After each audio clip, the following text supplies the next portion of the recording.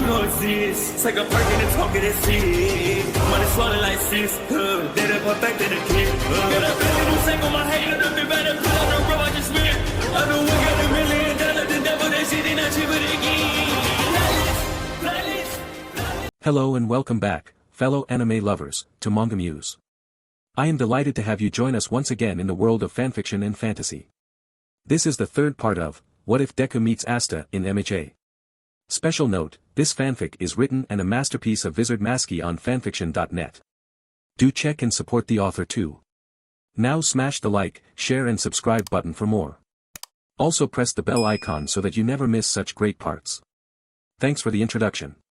Now let's dive into the world. Hey! Asta bellows at the 0-pointer, causing everyone to look behind them and see him near the giant robot. If you want to crush someone with those gigantic wheels of yours, then come after me and leave my friend alone. Everyone watches Asta run over to the 0-pointer's left side where there are no buildings, with the grey blonde boy hoping that its gaze will follow him and go to him instead of Tsuyu, and possibly, the rest of the examinees. Unfortunately for him, the robot didn't seem to have noticed Asta's challenge and continued to move forward. Seriously? You're ignoring me? Asta questions the 0-pointer with white eyes of annoyance before they turn beady green in realization. Right. Artificial intelligence. Then, with a twirl of his makeshift sword, Asta looks over to the robot's right side and saw two buildings still intact near Tsuyu. Having an idea, Asta runs over towards the buildings to get in between them. Okay then. If your programming's not going to pick up my voice. Tsuyu watches Asta jump at the wall before pushing his feet against it to go upwards towards the wall of the building on the opposite side. Then I'll just simply make you pay attention to me. Tsuyu's eyes remained broadened when she saw Asta wall jump his way up to the 0-pointer to get on its head level. Because of his amazing agility and stamina, it left her wondering what kind of quirk the grey blonde boy has. Or rather, if he's using a quirk at all. Once he finally got on top of a building, Asta sets his stare back to the 0-pointer with his sharp metal in his hand. He only has one shot at landing on the robot's shoulder and find a way to climb up his head before it could get close to Tsuyu. So, with his feet firm on the ground, Asta patiently waits for the 0-pointer to get close enough to him to where he can on its cubic left shoulder. Thanks to the other strong parts that connected to its head, he'll have no problem climbing up there with either his wall jump technique on said parts and the vent part of the shoulder or by doing wall climbs on the parts of his head. As soon as the 0-pointer was at an appropriate distance without it being too close to Tsuyu, Asta taps his foot twice before breaking into a full sprint towards its left shoulder. Here I go. Asta leaps off the corner of the building while holding onto his weapon tight. He could almost hear his heart thumping loud and strong as he took this leap of fate, and whether or not he'll pull it off, he has yet to find out. And much to everyone's surprise, Asta made it on his shoulder with a tumble. But with his sharp piece of metal, he managed to impale it onto an open part of that area so he wouldn't fall off. With his expression still nerve-wracking, Asta holds on tight as he slowly gets back on his feet before carefully removing his makeshift blade out of the shoulder. Holy hell! I did it! Asta says with whitened eyes. I actually landed on the 0-pointer. But he knew that he didn't have time to waste. Tsuyu's life is still on the line, and he had to find a way to make the giant robot only pay attention to him and try to get him to either go back or at the very least, get in a different direction. And he's willing to keep that up for the last remaining minutes on the exam's clock. With an idea that was used to take out the other foe villains, Asta then puts the non-sharp part of his makeshift sword in his teeth and jogs forwards towards the platform that connected to the 0-pointer's head. As he managed to wall climb that part, he was very thankful that its mode of transportation was wheels. If not, then getting up to his head would have been harder than it is now. Is that guy insane? An examinee asks as he watches Asta climb up the 0-pointer's head from afar. Has he forgotten that defeating that hunk of metal won't get him any points? How does he intend to destroy it anyway? The DMN thing's invincible.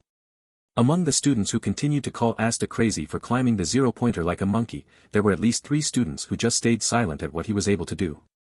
Those students were the red-haired boy, the girl with orange hair, and the purple-haired girl with the unique ear jack lobes. Having finally gotten on top of the giant robot's head, Asta releases his weapon from his teeth and puts it back in his right hand while keeping his other hand firmly on the 0-pointer's head for support for when he tries to get close to its eyes. Crawling towards the corner where they are, Asta holds his metal in a reverse grip and aims for the top right eye of the 0-pointer. With a shout, Asta jams the sharp point of the metal into the mechanical red eye, drawing shock from all the examinees, and even some of the judges and spectators from the other room. And just as Asta landed the hit, the 0-pointer stopped moving. Not because it ceased its functions, but its programming has been notified that it is under attack by the boy who's on his head. Ha! Now you'll have to make me your priority target, you metal head. After pulling out his makeshift sword, Asta impales it on the top middle eye next while being as careful as he can to not fall over. As he was about to move on to its last top eye, the zero-pointer lifts its right hand upwards and aims its palm towards its own head. Having seen how it was positioned, Tsuyu lets out a frog croak in fear for Asta's life and shouts as loud as she could. Asta-chan! Look out! Huh! After hearing Tsuyu's shout of warning, Asta then took notice of a dark shadow that was covering his whole body. Looking up to see where it came from, he screams with white eyes when he saw that the zero-pointer was about to squash him like a mosquito. Not wanting to die young, Asta quickly jumps high in the air to avoid the giant robot's hand while keeping his makeshift weapon close to himself. And as he did, he witnessed something that he and the other examinees kinda didn't expect. Once the zero-pointer slammed its palm onto the top of its head, everyone gasps to see that it had destroyed a decent portion of itself. It wasn't completely totaled to where it can no longer operate, but it was damaged to the point where some medium-sized holes and some strong dents were made. Just as he saw this, Asta then remembers that he was about to fall now. Clutching his sharp metal, he looks for a spot on his head that he can stick it into so he can climb back onto the zero-pointer's head since it's still functioning. Finding a very small crevasse, Asta stabs his metal into it with as much force as possible, leaving him hanging on from the ledge of the left of the zero-pointer's head. With gritted teeth, he climbs up the ledge while hanging on as tight as he can since the robot's head was now lightly tilting left and right. As he was doing so, the examinees from afar, as well as the judges and spectators in their room, continued to look on with completely flabbergasted expressions. While some of the students don't quite know this, those who do and the judges and spectators are witnessing a quirkless boy climbing and hanging onto a robot that was supposed to be avoidable and was able to do some damage and make it swat itself on the head because of those actions. And while some didn't know why, a few of the spectators and judges were able to put it together on the reason Asta's really taking on the zero-pointer. Including a certain smirking blonde man of skin and bones who happened to also be one of those spectators. After he finally got back onto the rocking head, Asta looks over to how much damage the top of its head was caused by its attempt to crush him. And among the punctured holes and dents caused by the robot's hand, Asta saw something from the inside of a hole where one could fit a hand through it. Upon further inspection, Asta's eyes widen a bit when he sees a small cube-shaped object that looked to be what's making it function. That must serve as the brain. As soon as Asta made that comparison, another light bulb appeared above his head. Perhaps if I destroy that with my piece of metal, it'll shut down completely and not run over Tsu-chan if it decides to move forwards again. With a nod to himself, Asta quickly crawls over to his makeshift weapon and gently grabs hold of it. Getting on one knee, he places his other hand onto it and pulls. But with a few more tugs, Asta heard a loud snap come from his blunt weapon and looks to see that it has broken in two, leaving the sharp part stuck in the crevasse and the dull part in his hands. Ah, nuts. And it lasted so long, too. With his makeshift sword now useless, Asta was left with no weapon to penetrate the cube-shaped battery. Crawling over to the hole where he saw it, it looked to be reachable by hand. But with the number of wires and other sharp pieces of metal from when the zero-pointer smashed itself in the head, it looked pretty dangerous to try and pry it out with a bare hand. And just as he observed that fact, Asta blinks when he felt the zero-pointer begin to move forward again. Looking over his shoulder, his fears were confirmed as he saw that Tsuyu was slowly getting closer and closer in view. And not even the strength of her legs was enough to free herself as soon as she noticed its movement. Asta was now in a mild state of panic. He knows that if he doesn't act quickly, Tsuyu will be crushed under the giant robot's wheels.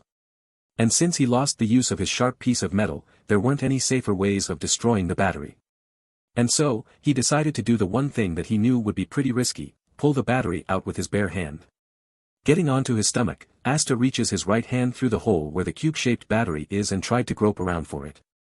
Since his forearm was all that could fit through the hole, he couldn't quite make an exact pinpoint on where the cube is. And he didn't have time to pull out his hand to take another look. The zero-pointer was approaching Tsuyu, and he has to get that battery out of there right now. After seconds of searching while getting some nicks here and there on the top of his hand and his fingertips, Asta finally felt the cubic structure of the battery and grabbed hold of it as quickly as he can. But in doing so, Asta could feel some pain shooting in his hand from what felt to him like cuts and scrapes.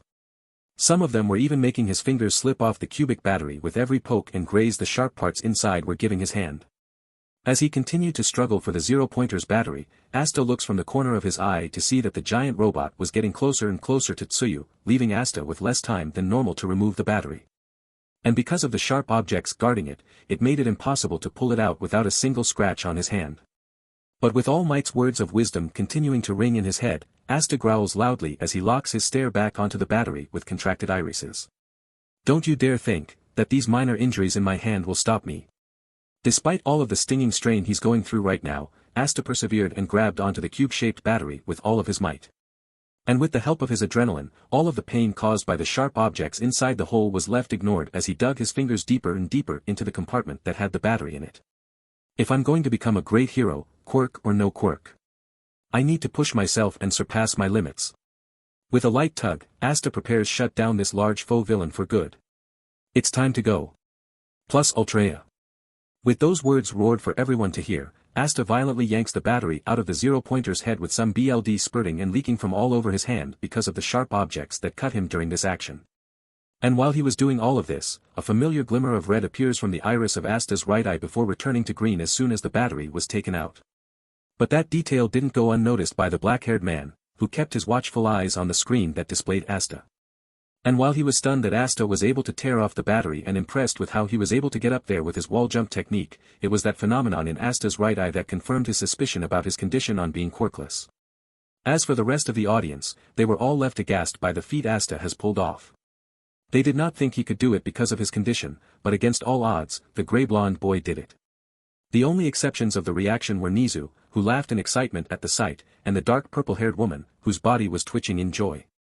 For her, there was something so elegant and youthful about Asta using his raw strength and adrenaline to force the cube-shaped battery out of the zero-pointer's head and how he shouts and bellows his resolve. And while she did her best to hide her strong elation from everyone, her blushing cheeks and her smirk that etched itself on her luscious lips were able to make their presence as she continued to stare at the gray-blonde boy clutching the battery in his bleeding hand. And of course, All Might grinned at the screen that displayed Asta, feeling just as proud of him as he is of his apprentice after witnessing what Izuku did to save someone from a zero-pointer. That's right, it rises to the surface, the blonde hero thought as he watches the rest of the robot's eyes flicker and turn off, signaling that it has finally been disabled.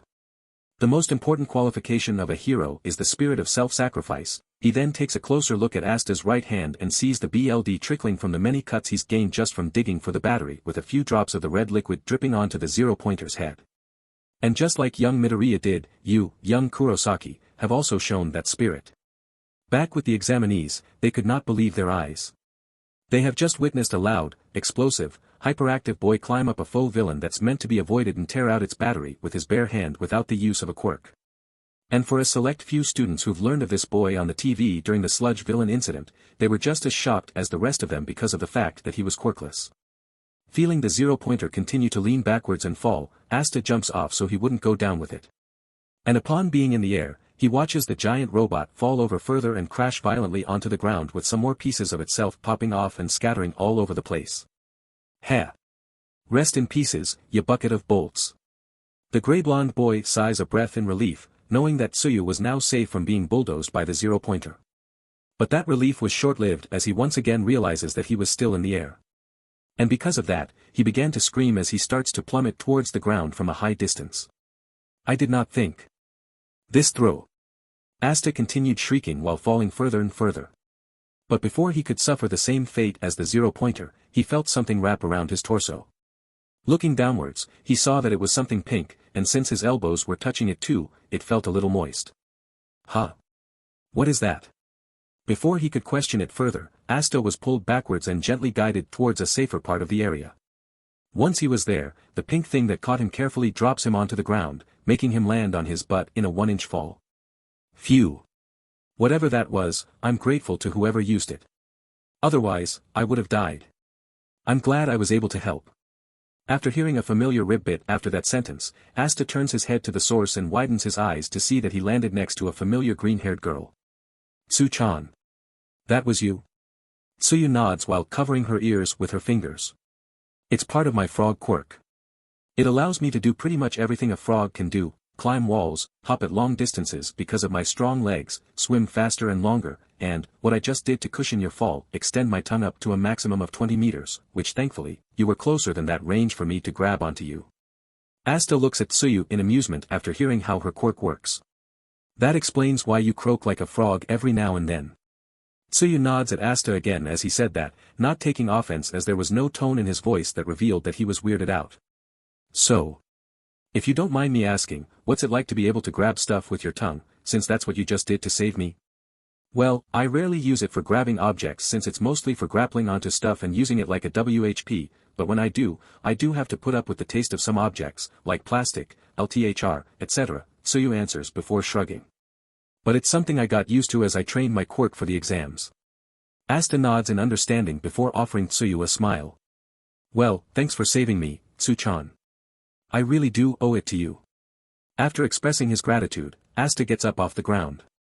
Right, now to finally get your legs out of all that rubble. This is long overdue. Tsuyu watches Asta approach the rubble while putting a finger onto her lips. While I appreciate you wanting to free me, Asta-chan, how exactly are you going to do that with one of your hands being all bloody? Just as she asked him that, Asta places his hands on the top piece of the rubble with the intent of removing them one by one until it finally ended at the piece that kept Tsuyu's legs stuck.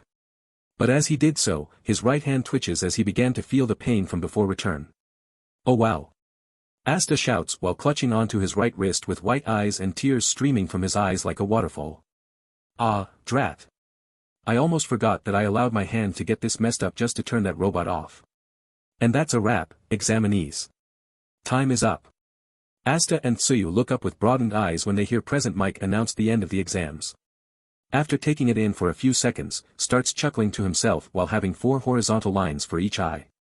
Oh well, Asta says while scratching the back of his head with his uninjured hand. At least I was able to prevent that giant hunk of scrap metal from squashing ya, Tsu-chan. So I think sacrificing those last 2 minutes was worth it. Tsuyu was taken back by Asta's response to the end of the entrance exams. Did her ears deceive her? Did she just hear Asta not care about not scoring any more points after taking care of the 0-pointer just to save her? But then again, Tsuyu shouldn't have been surprised. After all, he did decide to risk the chance of scoring more points by coming to her aid. He could have ran off with the others to save his own skin and find more faux villains to destroy, but instead, he decided to prevent the 0-pointer from running her over. And as she thought about that even more, Tsuyu felt even more touched than before as she continued to stare at Asta with gratitude in her eyes. Asta-kun. Suddenly, Asta and Tsuyu WHP their heads towards where they heard a female voice call out to the gray-blonde boy, revealing Setsuna running over to him with the red-haired boy, orange-haired girl, and purple-haired girl curious of him following. Asta takes one step back in surprise when Setsuna gets closer to him. Dude! That was freaking incredible, she says with astonishment all over her face. The way you climbed that 0-pointer like a titan, how you got it to destroy itself, how you were able to shut it down, it's insane. She then grabs onto Asta's shoulders, catching both Asta and Tsuyu off guard as Setsuna then gives him a worrying gaze. As cool as that was, are you sure that it was worth it? You're not going to get any points for that. I'm fully aware of that, Asta tells Setsuna with a small smile. I just did what I thought was the right thing to do. Setsuna and the other students who heard him blink in surprise at the response. Asta was aware that he wouldn't get any points out of defeating the 0-pointer, but he did it anyway in order to save Tsuyu. Having realized that, Setsuna grinned at Asta before giving his shoulder a pat. Dude, you really are an amazing guy. And what makes it more astounding is that you didn't even use your quirk. Just how the hell were you able to do that? With a determined look in his eyes, Asta gives Setsuna his answer. With a lot of strong work. Everyone was confused, but Asta continued. I was able to do what I can do because I never gave up and kept pushing forward. And as for taking it out without a quirk, well, that's because I don't have one. I'm diagnosed as quirkless by the doctors. Upon that revelation, everyone's jaws dropped. That gray-blonde boy in the entrance exams that did pretty good in them from what they saw in the corners of their eyes during the session was quirkless. Such a feat sounded impossible to them. But after they witnessed Asta do what he did, they were starting to feel more impressed, especially the red-haired boy who was looking at him with beaming eyes. As for Tsuyu, it started to come back to her. That quirkless boy that was on TV during the sludge villain incident. That's who her little brother and sister were talking about. Setsuna was about to respond to Asta. But before she, Tsuyu, or any one of the 3 students could, they heard footsteps arriving towards them. Good work everyone.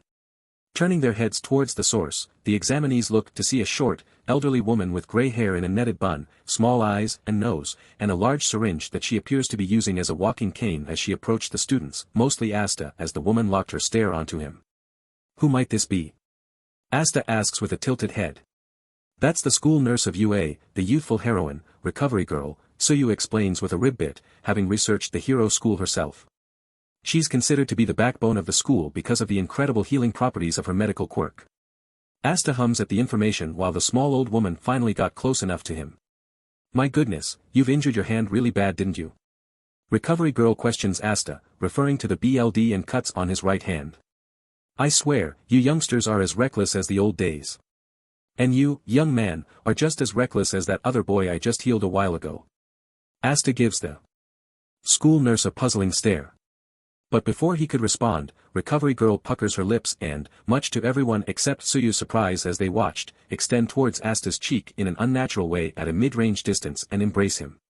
Asta remains frozen in place for a few more seconds before the nurse finally removes her lips from his cheek. As he rubbed his left hand there with bewilderment and a sweat drop, everyone else looks to see the cuts on Asta's hand repairing themselves at a decent pace. There you go, dearie. Your right hand should be okay, now. My right hand. Asta lifts said hand over to himself to see what recovery girl was talking about. And upon looking at it, he saw that his hand was indeed healed with no scar detected. Whoa! Amazing! Asta exclaims with stars in his eyes as he flexes the fingers in his healed hand and performs some test punches with it. I mean, I've still got my BLD on it, but it looks like my hand never got injured. I can't even feel the pain anymore. I'm right here, Sonny. No need to be so noisy. Recovery girl shouts as she snatched his right arm to wipe off the BLD with a medical wipe.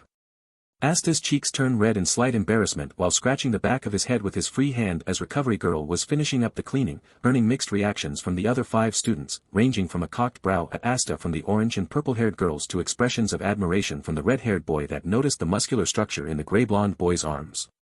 Setsuna was giggling into her hand at Asta's explosive personality, and Tsuyu just tilted her head at him. While he can still be pretty loud without him realizing it, he sure did look excited and happy, a quality that she kinda liked in him as soon as she discovered it. Sorry, Asta apologizes to recovery girl with a sheepish smile. But thanks for healing my hand up, though. It's much appreciated. Of course, dear. Just try to be more careful next time. Now, hold out your hand. While doing as he's told, Asta watches recovery girl reach her hand into her nurse coat's pocket before pulling it out and guiding it above his palm. Here, have some gummies. Asta looks down at his hand to see that recovery girl has given him 5 gummy bears, with 2 of them being the same red flavor. Oh. Thank you very much, recovery girl. You're quite welcome, dear, the school nurse replies as she watches Asta eat one, resulting in him gaining stars in his eyes again as he learns that they taste like the Haribo brand of the candy, the best type of gummy bears, in his opinion. Now then, anyone else need healing?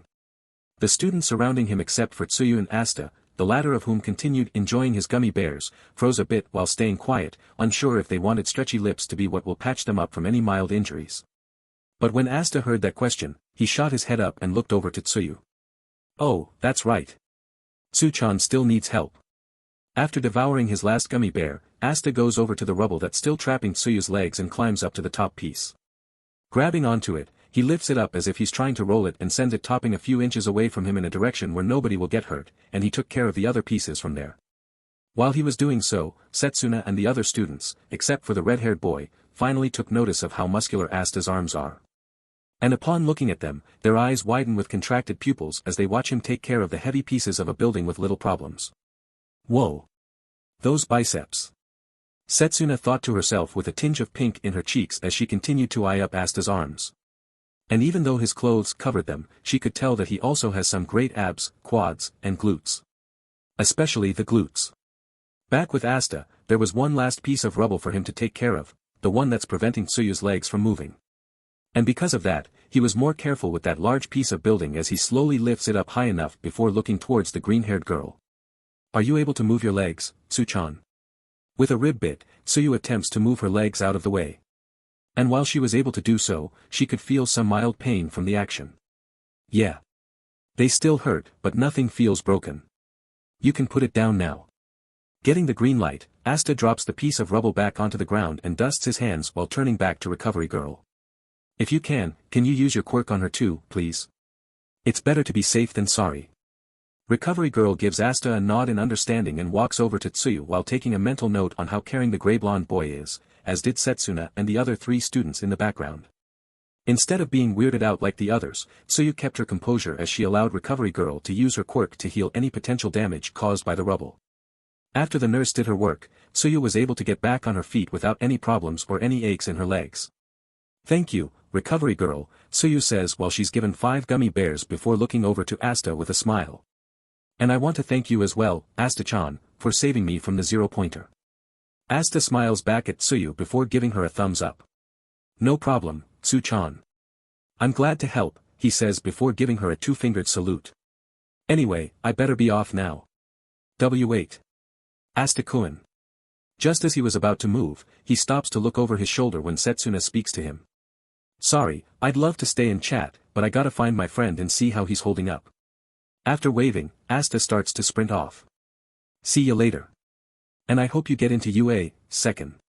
Setsuna gasps with a light blush when she heard him call her nickname. It didn't sound insulting, but rather, friendly as he was still smiling at her and Tsuyu while making his way towards his friend. Second. After thinking about that nickname and repeating it in her head numerous times, her lips slowly curl up into a smile. "Yeah. I like that. It's got a nice ring to it." Tittering at that, she looks back over to where Asta used to be and develops a glint in her eyes. "Asta-kun. You have to get into UA." 1 hour later, Asta was now over at the Midoriya's place in the apartment complex for some lunch after the entrance exams. Earlier, he received a text from Izuku after regaining his phone from the locker that his mother wanted him over for a special treat, and he was more than happy to come over. Not only to try out what he believes to be Inko's amazing cooking, but to also see how Izuku was holding up after the exams.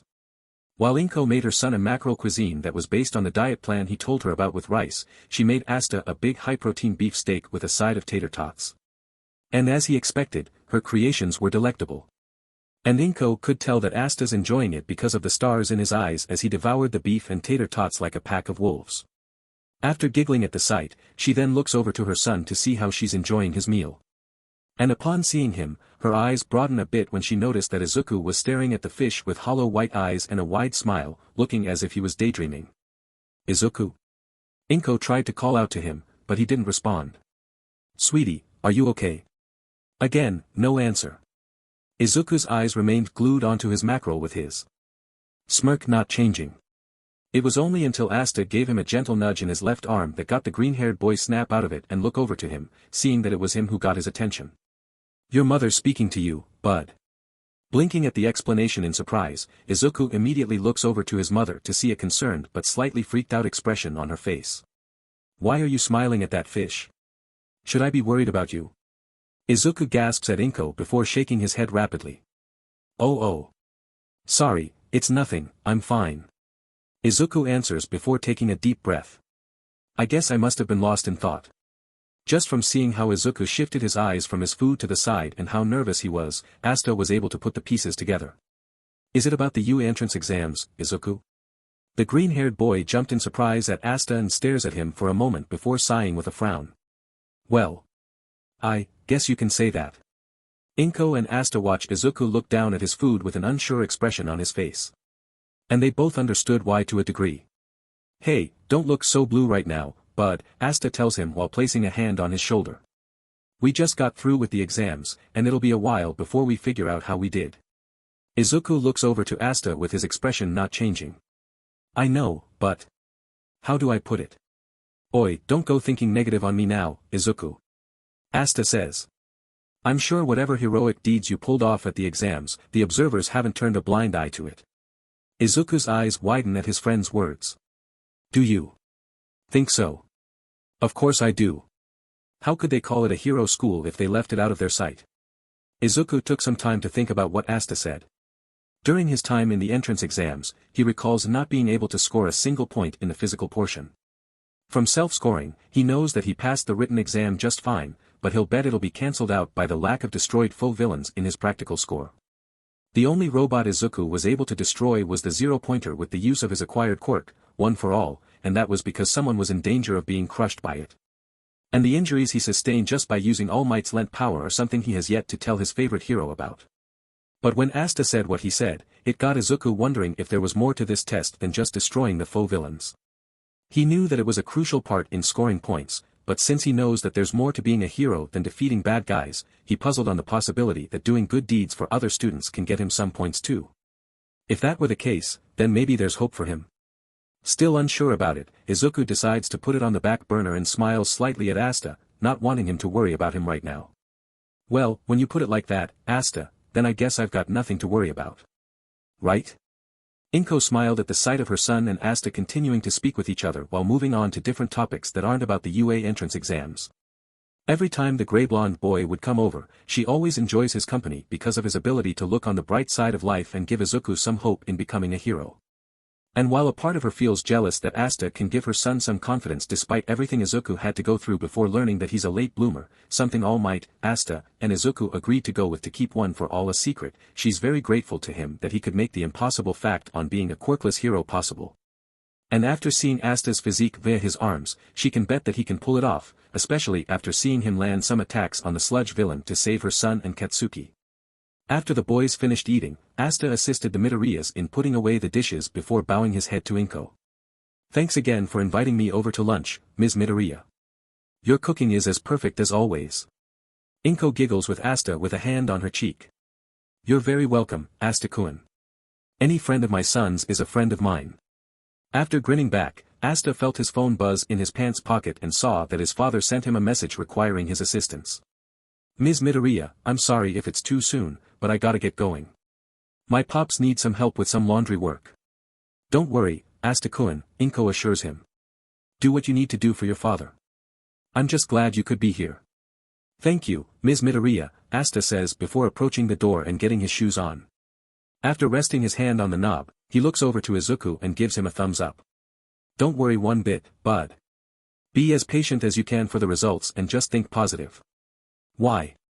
Yeah. Izuku replies sheepishly before Asta took his leave. As he did, the green-haired boy walks over to a nearby couch and takes a seat before breathing a sigh. I couldn't tell him everything about what happened at the exams. While Izuku pondered how brutal his score will be, Inko looks over to her son while using her object attraction quirk to get a photo book from the shelf. I know, sweetie, having to wait a week for the exam results will be very stressful. But no matter the results, I want you to know that I'm proud of you for having gotten as far as you did. Thanks. Widening her smile, Inko walks over to Izuku while opening the photo book, revealing pictures of a younger Izuku and Asta in the album, and lends it to Izuku, who lightly jumped a bit at it. You've got a perfect friend, Izuku, Inko adds as she watches her son go through the pictures. I'd say if it weren't for Asta-kun, I wouldn't have been filled with more hope for you than after I found out you were quirkless, even after you found out that you're a late bloomer. As he scanned the album, Izuku looks to see the pictures revealing a younger him and Asta enjoying each other's company. One photo showed them watching the Adam West Batman movie, and another revealed them dressed as the fictional dynamic duo for Halloween, Asta being Batman, and Izuku being Robin, the boy wonder. The next picture showed them playing Crash Bandicoot games together, and the other one, what stood out to Izuku the most as he smiles and chuckles at it, showed Asta doing push-ups with the green-haired boy sitting on his back and holding on tight with Asta looking up at him gleefully. Yeah. I really am blessed to have him move to our neighborhood. As am I, dear, Izuku's mother agrees. And if Asta-kun says to keep positive, then that's what I believe you should be doing. I sure will because you're a really sweet boy. Izuku nods at his mother before looking back at the picture of Asta doing push-ups. With every second he stared at it, his smile grows wider in that time. Whatever happens next week, I still appreciate what you've both done for me. Thank you, All Might and Asta. 1 week has passed. And during that time frame, Asta continued to train to get his body stronger and would speak with Izuku every day to check up on how he's doing. So far, he's doing okay, but a part of Asta thinks that there was something he was kinda hiding that's related to the UA entrance exams. Tonight, Asta has just finished another session of training and is now watching reruns of Adam West's Batman. And every time it would go on a commercial break, he would play his squish game and watch device to pass the time until the show would be back. Oh geez. OCRP, the obstacles are getting faster. Asta shouts to himself as he guides his character out of harm's way as fast as he could. But just as he found a good spot, the character on the top screen of the game and watch changed the direction of the maze's path, causing his player character to get squished by the obstacle. Ah, man. Asta complains as that was his last life in the game. I was about to beat my high score, too. He then sighs before closing his handheld game up and putting it in his pocket. Oh well. It was still fun. But then, just as he got comfortable, his legs start to tremble a bit as he felt something going on. And after feeling it out for a few more seconds, he shouts in realization with black dots for irises before springing off the couch and sprinting for the bathroom. Gah! I really have to pee. Oh, God, is all that water I drank while strengthening my body coming back for revenge? Ugh. It's close. Real close. The miniature waterfall is getting way too close. Asta finally finds the bathroom and quickly enters it to take care of the waterfall that threatened to detonate his bladder. From behind the door, he can be heard breathing the longest sigh of relief ever as he remained in the restroom for 3 more minutes to relieve his bladder. After flushing and washing his hands, Asta exits the bathroom with a smile on his face and 4 horizontal lines for each eye while scratching the back of his head. Phew. Oh boy. That is so much better. Everything came out just fine, too. Bye-bye, waterfall. Asta. The gray-blonde boy's eyes widen when he hears his stepfather call out to him. Turning his head left, he sees him running over to him with something in his left hand before tripping and falling over, making Asta go over to him and kneel beside him.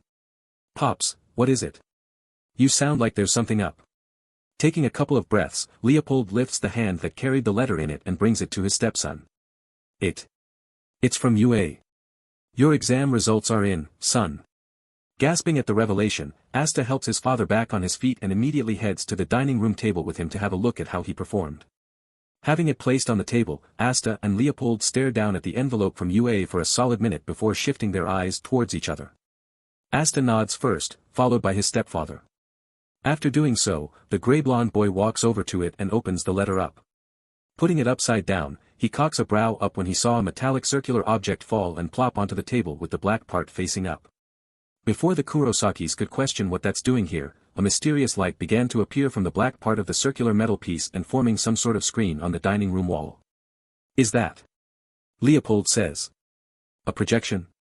Asta finishes for him before the screen before them displays a dark purple-haired woman wearing a red domino mask and a hero costume that looked similar to one of a traditional DMNTRX, winking at the camera with a sultry pose and a flogger-style WHP in her right hand. Hello, cutie. Gah. Midnight. Leopold exclaims before his nose erupts in BLD, making him fall onto the floor back first strong like a plank of wood. Pops. Asta shouts for his father to see that he was suddenly murmuring to himself on the floor with spiral eyes. Hoping he'll be alright, Asta looks back at the projection while ignoring how adult the woman's costume was, fully intent on knowing if he passed or not. I am the R-rated heroine, Midnight, one of the teachers at UA, and I'm here to show you your results of the UA entrance exam. Asta prepared himself for this as he watched Midnight swing her WHP towards the TV screen to her right. For the written portion, you have passed with flying colors. As for the more physical portion, Midnight pauses to lick her lips with narrow eyes and a grin. This is where things get exciting. Exciting? Asta questions the R-rated heroine, even though it's a projection. A part of him thinks it's a hint that he passed that too, but he knew better than to get his hopes up so quickly and continue to listen. Okay, as you already knew, this portion of the exam has you defeating foe villains in order to earn points. And on this scoring chart, you have destroyed 4 1-pointers, slain 6 2-pointers, and you've impressively, and youthfully, taken out 2 3-pointers. After running the calculations, this would make your total score tallied up to 22 villain points. Asta's eyes widened in shock. He knew he lost track of his score because of how focused he got at the robots kept coming, as well as his duel with the 0-pointer to save Tsuyu, but he did not expect to have scored this much. But nonetheless, Asta was proud of himself. He could be wrong, but he recalls that the minimum passing score for the exam was at least 20 points, and to learn that he's passed that limit by just 2 points left him satisfied. Now then, you may be wondering, why did I call them villain points specifically? Midnight asks before tugging at the strings of her WHP while wiggling her hips in excitement. Because, handsome, that's not your final score. Asta was bewildered at that revelation. Yes, in order to score points in the exam, you do need to take care of those robots. However, it's not graded solely on villain points. Midnight swings her WHP to the other side before her irises contract in exhilaration. There are also points for people who do the right thing and risk their lives for others. We call them rescue points. Rescue points. Asta repeats with a tilted head. These points, in particular, are given by a panel of judges. Heroism like helping others before they get into an accident is the other basic ability we at UA look at. The more heroic the rescue is, the more rescue points the judges give an examinee. Asta hums while nodding at that reveal, both intrigued and grateful that the school also acknowledged that rescuing the innocent was also what it takes to be a hero. But whether he already knew this information or not, he helped those fellow examinees because he wanted to and that it was the right thing to do. Right, let's take a look at your good deeds, shall we? Midnight says before cracking her WHP at the screen next to her again, revealing footage of Asta helping the other examinees. Here you are saving a girl from some rubble after taking out the faux villains that were about to take advantage of the situation. The judges decided on giving you 2 rescue points for that deed. Next, you rescued another girl from taking a rather big fall into a pit. For that action, the judges rewarded you 1 rescue point. Then, you saved 2 boys from being crushed by some destroyed bricks. That gives you another 2 rescue points. Since she paused for a moment, Asta tried to total up the rescue points Midnight displayed to him. But before he could do the math, he noticed that the R-rated heroine started to get even more ecstatic than before as she had her hands on her blushing cheeks. And lastly, Midnight began before her breathing started to get hot with a little bit of drool trickling from her bottom lip. My most favorite highlight yet. There is this incredibly heroic deed where you prevented a 0-pointer from running over another girl by making it destroy its own head and used its damaged state to rip out its battery like Kano from Mortal Kombat. Unable to contain it any longer, Midnight hugs herself while squealing in delight and twisting her head and body side to side.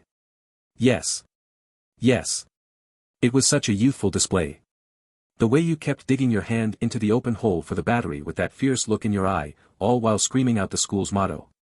Absolutely lovely and adorable. It turned me on so much. Asta tilts his head to the other side with a question mark above his head as he continued watching Midnight getting hyped up over his last heroic deed displayed on the screen. She's rather enthusiastic, isn't she? But then, Asta notices a hand of what appeared to him to be a runner of the recording giving a stop motion to the R-rated heroine as if to tell her to tone it down, making her snap her head towards him with white eyes and sharp teeth. What? Will you keep your mind out of the gutter? I can't help but find the display to be so epic. So what if it's a tad bit biased of me to root for the boy? After telling the person off-screen off, Midnight coughs into her fist and looks back at the camera. Anyway, after performing such a wonderful display, the judges loved it so much, they've all agreed to issue you an additional 60 points.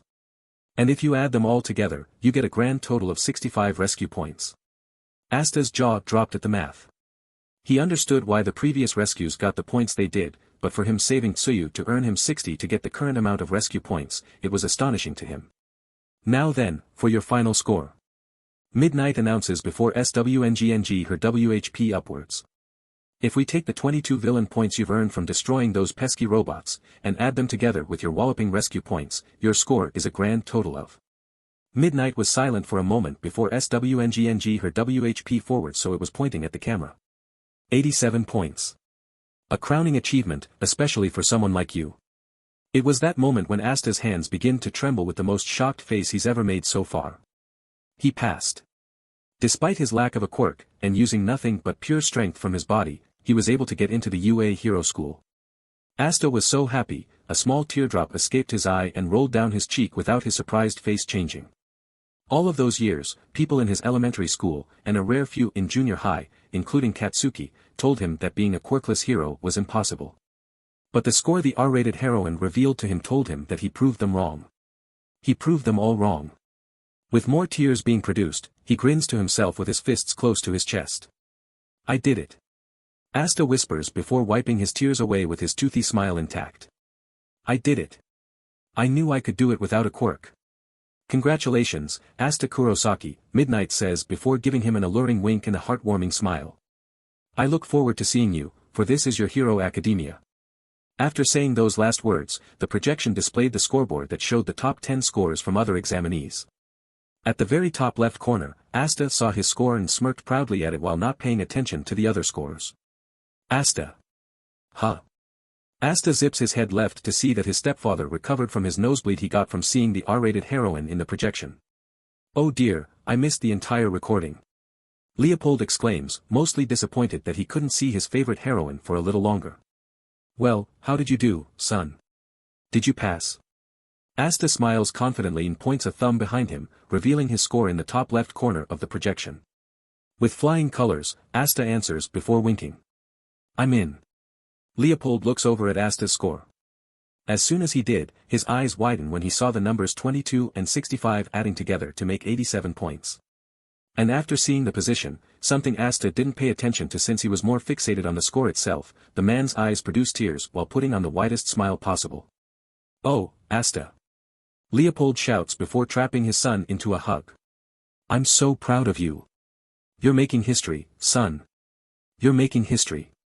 Asta chuckles with his stepfather as he hugged him back, being very happy that his dream of being a hero is going to come true. "Oh, if only we didn't have dinner an hour ago." Leopold continues after releasing Asta to pat him on the head. "I would have rewarded you with a very special treat for your accomplishment." Asta laughs with his father while scratching the back of his head. "Ah, you don't have to do that. I'm just glad that I made it in." After Leopold gives him 2 more pats on the shoulder before leaving the room while humming a happy tune, Asta looks back at the projection to take one more look at his score. But as he did, the right corner of his eye caught the sight of his friend's name, Izukumidoriya. Looking over there, he saw that he too has passed the exam with 60 points. What surprised him the most about his friend's score, it was all solely based on rescue points with no villain points in his score. And Asta couldn't be any more proud of his friend for doing whatever he did to earn them than he is right now. "See, I told you that there was nothing to worry about, Izuku," Asta says while staring at Izuku's name and score with soft eyes, especially after learning that UA also takes their heroic deeds into attention. After nodding to himself, Asta reaches a hand over to the button of the metal piece that still projected the scores. While he was turning it off, Asta failed to notice a certain detail about the top 10 results of the exam. Asta was ranked number 1 in the scores because of his 87 points. And who was number 2 with 77 villain points and no rescue points? Katsuki Bakugou. Asta doesn't realize it yet since he never paid attention to other people's scores while turning the projector off, but Asta ranked above the explosion wielder by just 10 points. Izuku is currently running his way towards the Takoba Municipal Beach Park. After he opened his acceptance letter, revealing that he's passed the entrance exam with 60 rescue points, his mentor contacted him to show up there. It took him a few minutes, but the green-haired boy finally made it to his destination. And near the waters of the beach, he found the one man who gifted him the one for all Quirk. All Might. The blonde man of skin and bones spews out BLD from his teeth when Izuku shouted his hero name very loudly. "Who? Who's that?" The hero feigns confusion since he knows that there are a few people out at the beach at night, too. "Really?" A man with his girlfriend calls out to the boy. While All Might called it, it didn't stop him from shaking fear that his identity might be revealed because of his current form. Where is he? Wanting to take care of the current situation quickly, All Might gets Izuku's attention by locking his eyes HRD on the boy, who now realized the mistake he's made. "Repeat after me," the blonde man whispers with Izuku listening intently. "I had the wrong person." Izuku nods once with a panicked expression before looking over to the excited couple. I had the wrong person. Sorry." The couple reacts with disappointed expressions. "Ah, man. I was really hoping to see him, too." After the two breathe a sigh in relief, All Might takes a step closer to Izuku and offers him a smile. "Congratulations on getting accepted." "Oh. Thank you very much."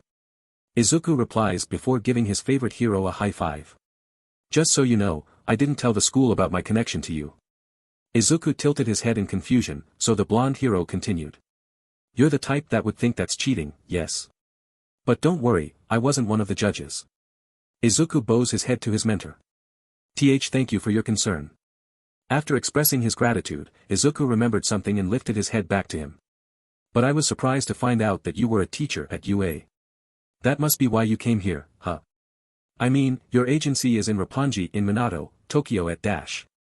"That's enough, young Midoriya." Izuku pauses in compliance with his demand before watching All Might walk over to the ocean of the beach. "Other than your friend, I couldn't tell anyone else before the school announced it. I just happened to be offered a job from the hero school itself when I was searching for a successor." Izuku's eyes broaden in remembrance from the day All Might offered him and Asta his quirk. "I see. He was originally planning on choosing one of the students before he went to us." Izuku. All Might and Izuku jump when they hear a familiar roaring voice rushing over to them and turn to see a certain grey-blonde boy sprinting towards them before stopping in front of them. "Hey Asta. What brings you here, young Kurosaki?" Grinning, Asta looks over to his friend and presents him with 2 beverages in his hands. "I found out that you've passed the exams like I have, Izuku, so I went and got us some Slurpees so we can drink in celebration for our accomplishments." Asta extends his left hand carrying the flavor he picked out for Izuku. Or, actually, my pops lent me the money to get them. I told him that I was going to buy them with my own cash, but because of how proud he was of my score in the entrance exams, he insisted. Izuku looks at the ice-cold beverage in Asta's hands before gratefully accepting it. Thanks, Asta. Tell your father I said that too if you can. Of course, best buddy. Asta replies before taking the straw of his Slurpee in his mouth and started drinking really fast. But as a result of that, Asta clutches his head with one hand and shouts, brain freeze. All Might and Izuku blink at Asta before the former of whom began to cough in his fist, getting Asta's attention while he resumed drinking. So, young Kurosaki, how does it feel to be the top scorer of the UA entrance exams? Asta hums in confusion while taking a couple more swigs of his drink before pulling the straw out with a pop. What do you mean by top scorer? I got a passing grade, and that's all that matters to me. I ain't in it for some kind of competition. All Might's eyes widen a little in surprise. While he found it to be a good thing that Asta didn't treat it like a game, he didn't expect him to not know about the rankings of the top 10 students, or at least, forget about them. Before he could say anything, Izuku chimes in after he took a drink of his Slurpee. Asta, after you've been given your projected message from UA, the device displays the 10 students who have the highest scores in the exam. Asta takes a few seconds to ponder his friend's explanation before snapping his fingers. Oh. You mean that list that showed me that you also passed? After seeing Izuku and All Might nod, Asta tilts his head at them. What about it? All Might gasps with some BLD shooting from his mouth. Young Kurosaki. Surely you haven't forgotten that you are ranked as number 1 on the top 10 results. Huh? Asta blinks at All Might in slight surprise. I am. All Might nods. Tell me, do you remember what your score is? 87 points, Asta answers before holding his free hand up to lift a couple of fingers. I got 22 points from defeating some robots, and I got 65 rescue points. Izuku nods with All Might, having seen the top 10 list himself after he found out that he passed. And when he found out who was in second, to say that Izuku was shocked would be an understatement. But I don't understand, Asta continues. Why is my number 1 spot a big deal, All Might? It's because of your condition, young Kurosaki. Asta raises a brow at All Might before he resumed. Because you're quirkless, people, both inside and outside of UA, will be keeping a watchful eye on you. The inside, so they can see if you really can do it, and the outside. I think you boys can fill in the blanks from here. Asta hums in understanding but takes the information in stride. Well, all I can say is bring it on. I'm only here to not only make my dream and goal a reality, but to also show that the quirkless, and even those whose quirks are considered weak, can also do it too. They can say whatever they want, but it won't stop me from pushing forward and getting stronger. Not giving up is my quirk. All Might laughs with Asta while Izuku smiles at him with confidence before taking another slurp of his beverage. With that thought out of the way, Asta then looks over to his best friend and starts a conversation. So, Izuku, what was it like to use One for All? I'll bet it was amazing since it got you those 60 rescue points. Izuku froze up on the subject for a moment. But since this was something he had to explain to All Might, he spilled it. My arm and legs broke with one kick and one punch of One for All. I can't seem to control it at all. Asta cringed, having imagined Izuku with broken, twisted bones just from using All Might's power. Really? Was it painful? Definitely, Izuku confirms while cringing at how much pain his body was from using the quirk. But thankfully, the school nurse, recovery girl, patched me up, preventing a hospital bill from going to my mom. All Might turns around to face Izuku, acknowledging what he explained. That can't be helped. It's like if you asked a person who suddenly grew a tail to do a trick, they wouldn't even be able to control it. Izuku sighs at that. But after a few seconds, his eyes widen and he looks back at All Might. Wait. Did you know that would happen? Well, there wasn't any time, All Might answers while scratching his forehead before swapping to a happy expression with a thumbs up. But hey, it turned out all right. Or should I say, All Might. Izuku cocked an eyebrow at the pun the symbol of peace tried to pull off while Asta deadpanned at it before the blonde man continued. Right now, you're either at 100% or 0, he explains before picking up 2 cans labeled gas off the sand next to him. But once you can control it, you'll be able to adjust to what your body can handle. Izuku thought about what he said for a moment before gasping. Control. All Might nods. The more you train a vessel, the more you'll be able to move the power freely. Izuku and Asta watched the symbol of peace crush the cans in his hand easily. And once their eyes drift from them to the hero's face, their eyes broaden to see that he was now in his buff mode. Like so. While Izuku nods at his mentor with a determined expression, Asta kept his stare on All Might as if he was observing his body structure. As he was, the gray-blonde boy thought about what Izuku said about breaking his arm and legs. He continued to think about both All Might's buff form and Izuku's broken bones before having a possible hypothesis cook up in his head. I wonder. Wait, is that All Might? No way. When did he get here? The trio's shoulders shiver when they heard the couple discover All Might in his muscular form, making Asta's thoughts abruptly cut off. Let's go, young Midoriya. All Might quickly says to Izuku, prompting him to go run with him before shifting his stare towards Asta. You're welcome to join us if you wish, young Kurosaki. The boys look at each other, understanding why All Might wants to run. Well, Izuku, to us becoming students at UA. Izuku watches Asta lift his Slurpee towards him with a toothy grin before smiling back with furrowed eyes. To us becoming students at UA. After nodding their heads and clinking their Slurpees together with smirks, the two catch up with the number one hero with their Slurpees balanced. As they continue to run, All Might looks over his shoulder to look at Izuku. The flame I passed on to you is still small, but in the future, it'll be exposed to wind and rain and grow even bigger. And then, I will slowly become weak and disappear, and I will finish my job. The hero then sets his eyes on Asta for a quick second before facing forward. But worry not, young Midoriya, for you have got a friend and ally that will also assist you in making your flame grow as big as it can be. The day has finally arrived. The first day of the UA High School Hero course has come. Asta is currently checking out his new school uniform in a mirror. It consists of a long-sleeve, button-up white shirt, a gray jacket with blue-green stripes, a red tie, and dark blue pants. Asta liked the outfit. After doing a few more poses, he adjusts his headband so he can see the gold cartoon bull head and the red four-pointed star stitched onto it in the reflection. After doing so, Asta nods to himself and gets his gray backpack on his back with everything he needs, and leaves his room. And just as he did, he was suddenly shined on by a bright flash and turns his head to see that it was his stepfather taking some photos. Pops. Oh, don't mind me, son, Leopold says while waving his hand up and down. I'm just recording some history. Asta snickers at his father while shaking his head at him and turning his head towards the door. Well, today's the day, Pops. The day where I go further into becoming the first quirkless hero. Leopold laughs with Asta before the latter gets his shoes on and opens the door. Upon doing so, the Kurosakis look to see a familiar green-haired boy looking as if he was going to knock on the door, only to gasp to see that it already opened. Oh, Izuku. Asta says with a smile, seeing that he's wearing the same uniform as he is. Izuku, good morning, Leopold greets with a nod. What brings you here? Oh.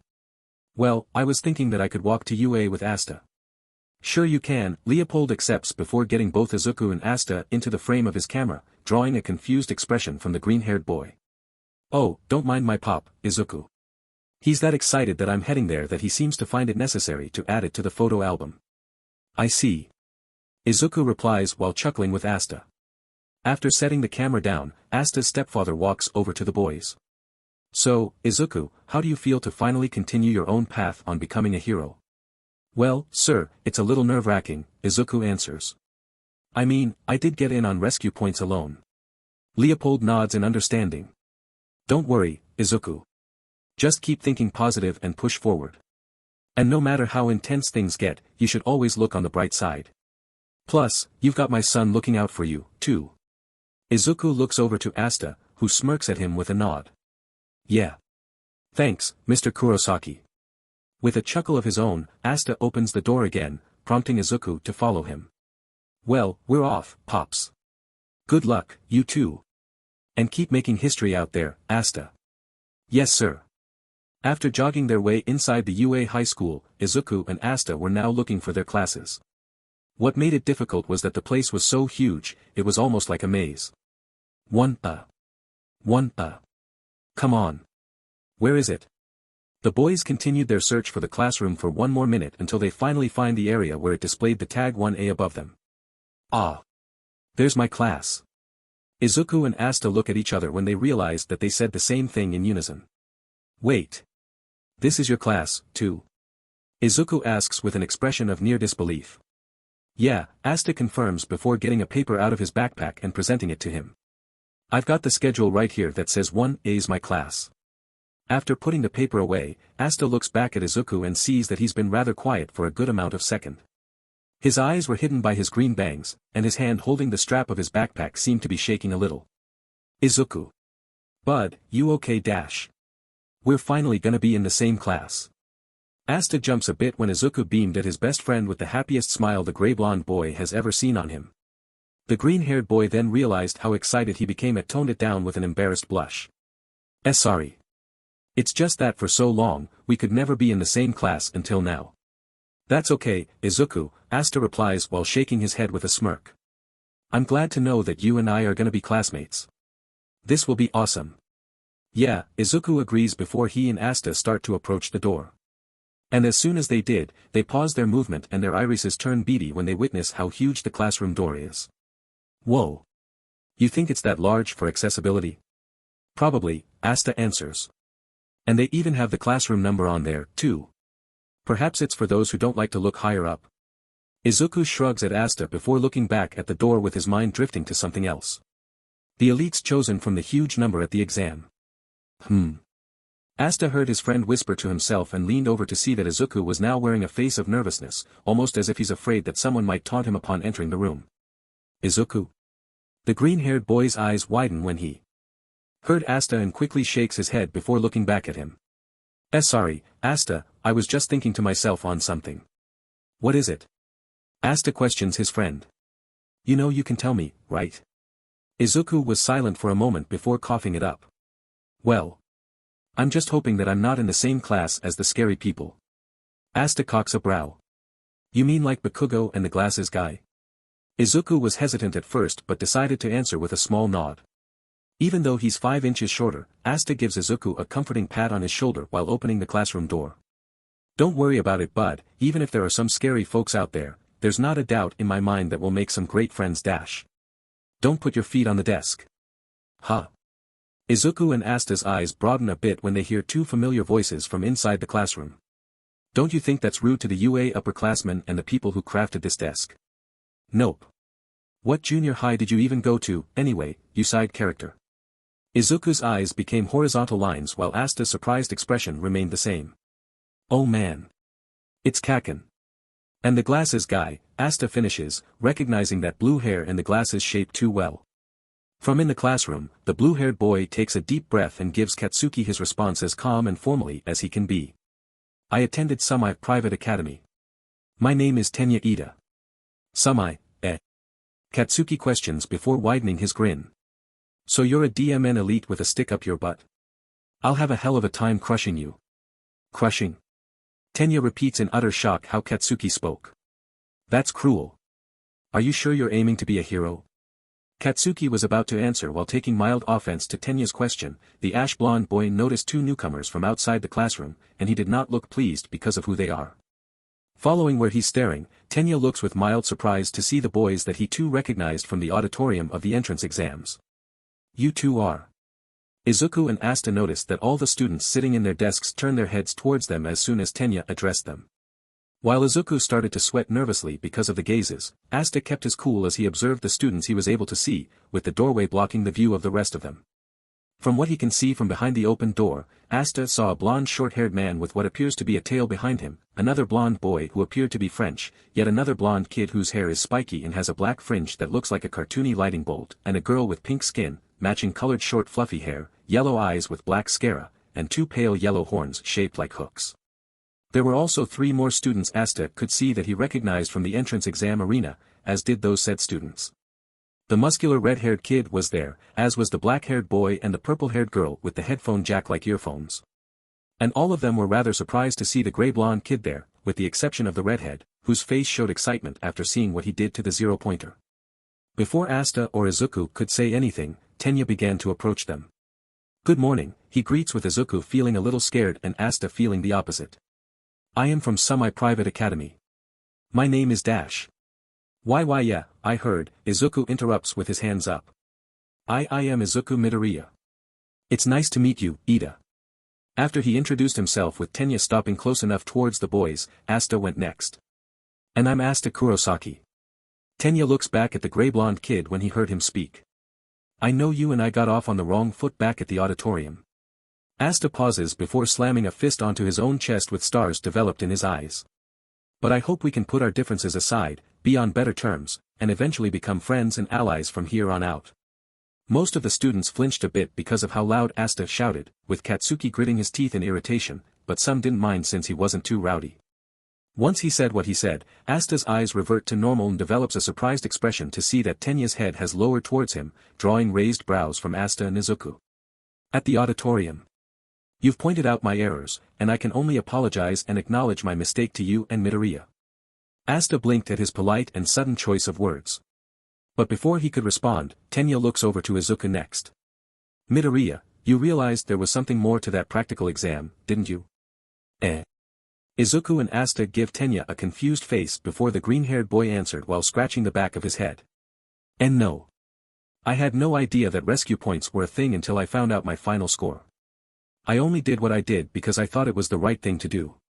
Tenya gasps at this revelation and bows his head to him again. I see.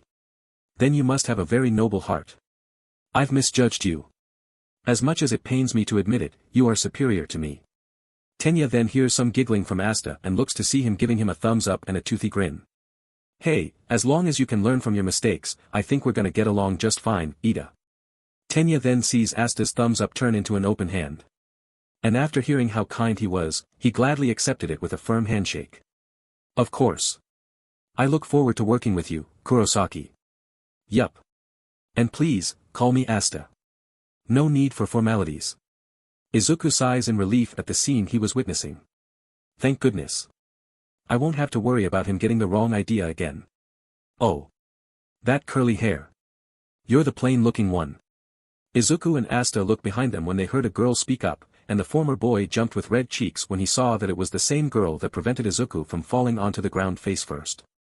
Thank goodness you passed, the brown-haired girl continued. It was just like Present Mike said. It's the nice girl from earlier. Izuku thought as he listened to her talking to him non-stop. While the two caught up, Katsuki looked over to Izuku and frowned at him with the most irritated expression ever. As he kept glaring at Izuku, Katsuki is reminded of that one day where he learned that Izuku was pushing forward into entering UA when the two were brought out by their teacher to have their statuses as the hero school's new students.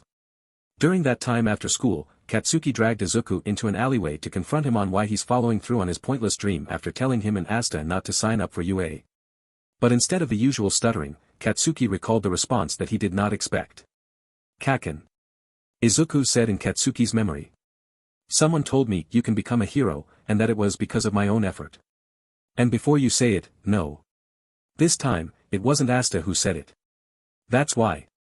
I'm still going. Katsuki grits his teeth at how braver Izuku sounded when he told him what he told him while morphing his hand into a fist. How dare he defy me? Katsuki thought before shifting his eyes over to Asta, who was having a conversation of his own with Tenya. He never thought he'd think this, but that gray-blonde boy has made him angrier than Izuku has. First, Asta said time and time again that he can still be a hero without a quirk, then, he saved him from the sludge villain when he didn't want to be saved, and now.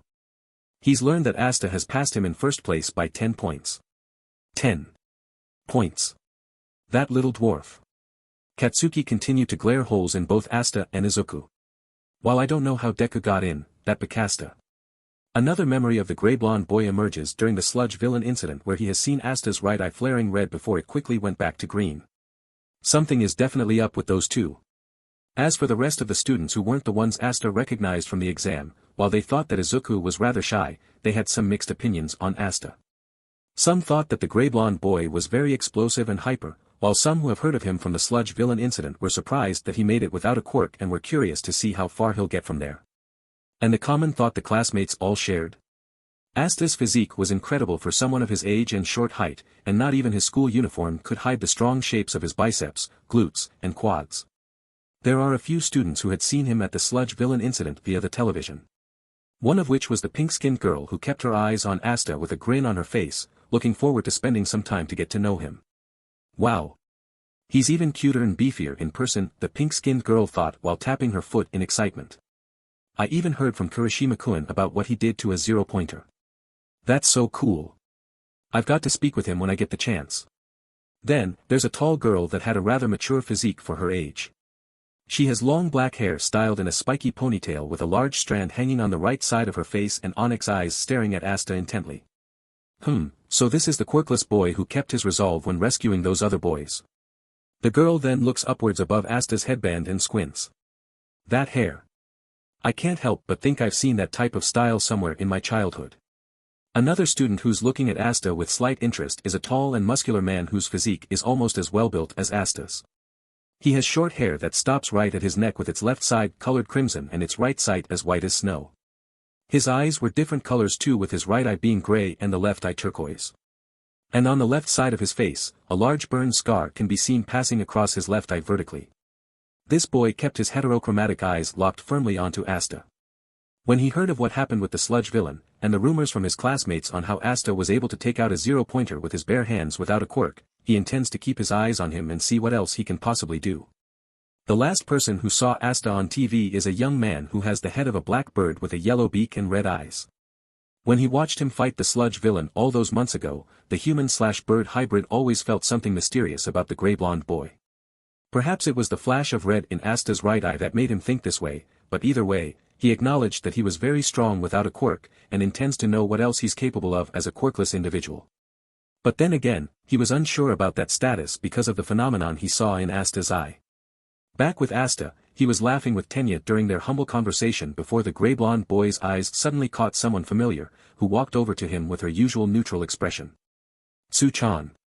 Asta was pleasantly surprised when he saw that Tsuyu Azui was in the same class as him as well. I never thought I'd get to see you again. You're as noisy as usual, Asta-chan, Tsuyu says before croaking like a frog. But yes, it does seem like we'll be in the same class together. Asta nods at Tsuyu with a wider grin. Ah, man, this will be great. Now I've got two pals as my classmates. Tsuyu blinks at Asta before looking over his shoulder to see the familiar green-haired boy that he defended back at the auditorium. So that's your friend, the green-haired girl questions before putting a finger on her lips. He seems to be tenser than when I first saw him at the auditorium. Yeah, well, he rarely interacts with girls because of his past life and his training for the entrance exams. I should know because we've been best buddies for a while. Tsuyu tilts his head at Asta's explanation of Izuku's shyness. But before she could ask him for details, she sees Asta make a face that says he's heard someone or something approaching behind him and turns around. Asta looks left and right for whoever arrived, but upon looking down, Asta saw something that made him crouch towards it. Hey, mister, are you okay in there?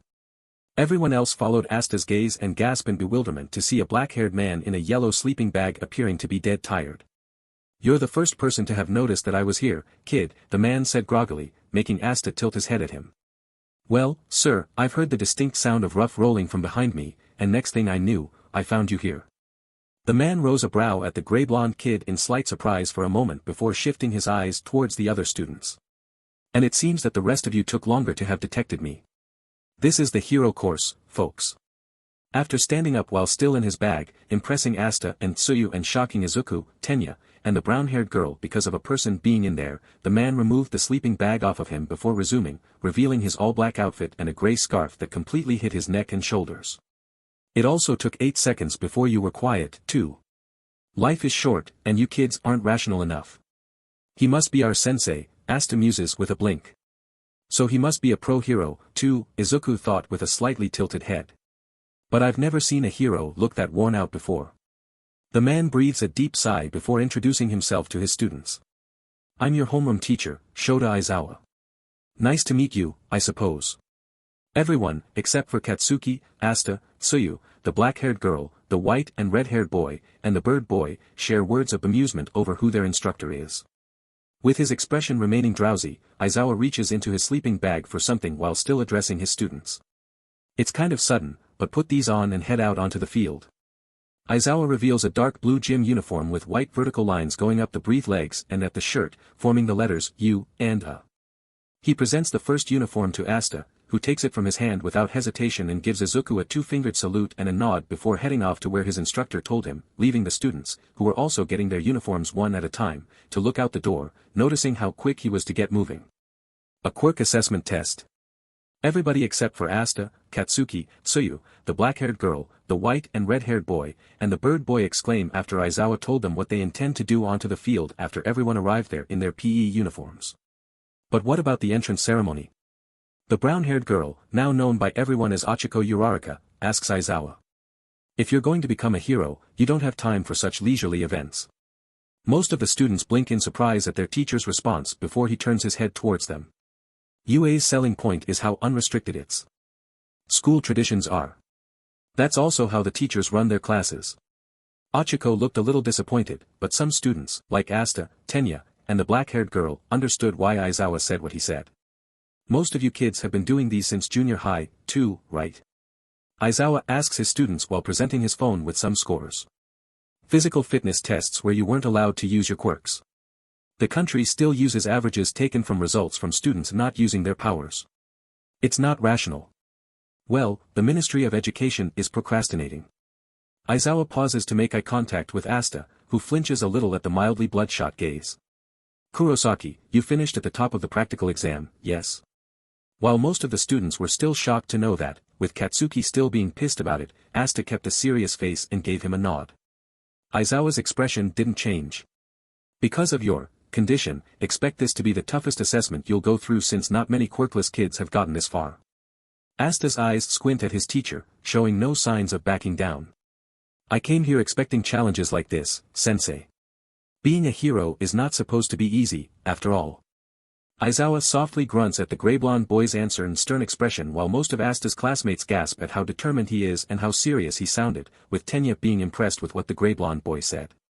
A wise choice of words, Aizawa says before looking over to Katsuki, who was still glaring daggers at Asta. Bakugou, what was your best result for the softball throw in your junior high? Katsuki sets his eyes on Aizawa before answering. 67 meters. Okay. Then try throwing it using your quirk. Katsuki walks inside of the white circle after Aizawa handed him a softball. You can do whatever you want as long as you stay in the circle. Now, hurry up and give it all you got. Getting the okay from Aizawa, Katsuki positions himself with his legs apart to do as his sensei requested. I'll add a blast to the pitch. With his right arm cocked back, Katsuki allows some small explosives to pop in his palm before going all out with his pitch, using a large blast to launch the ball at a longer range while shouting. Die.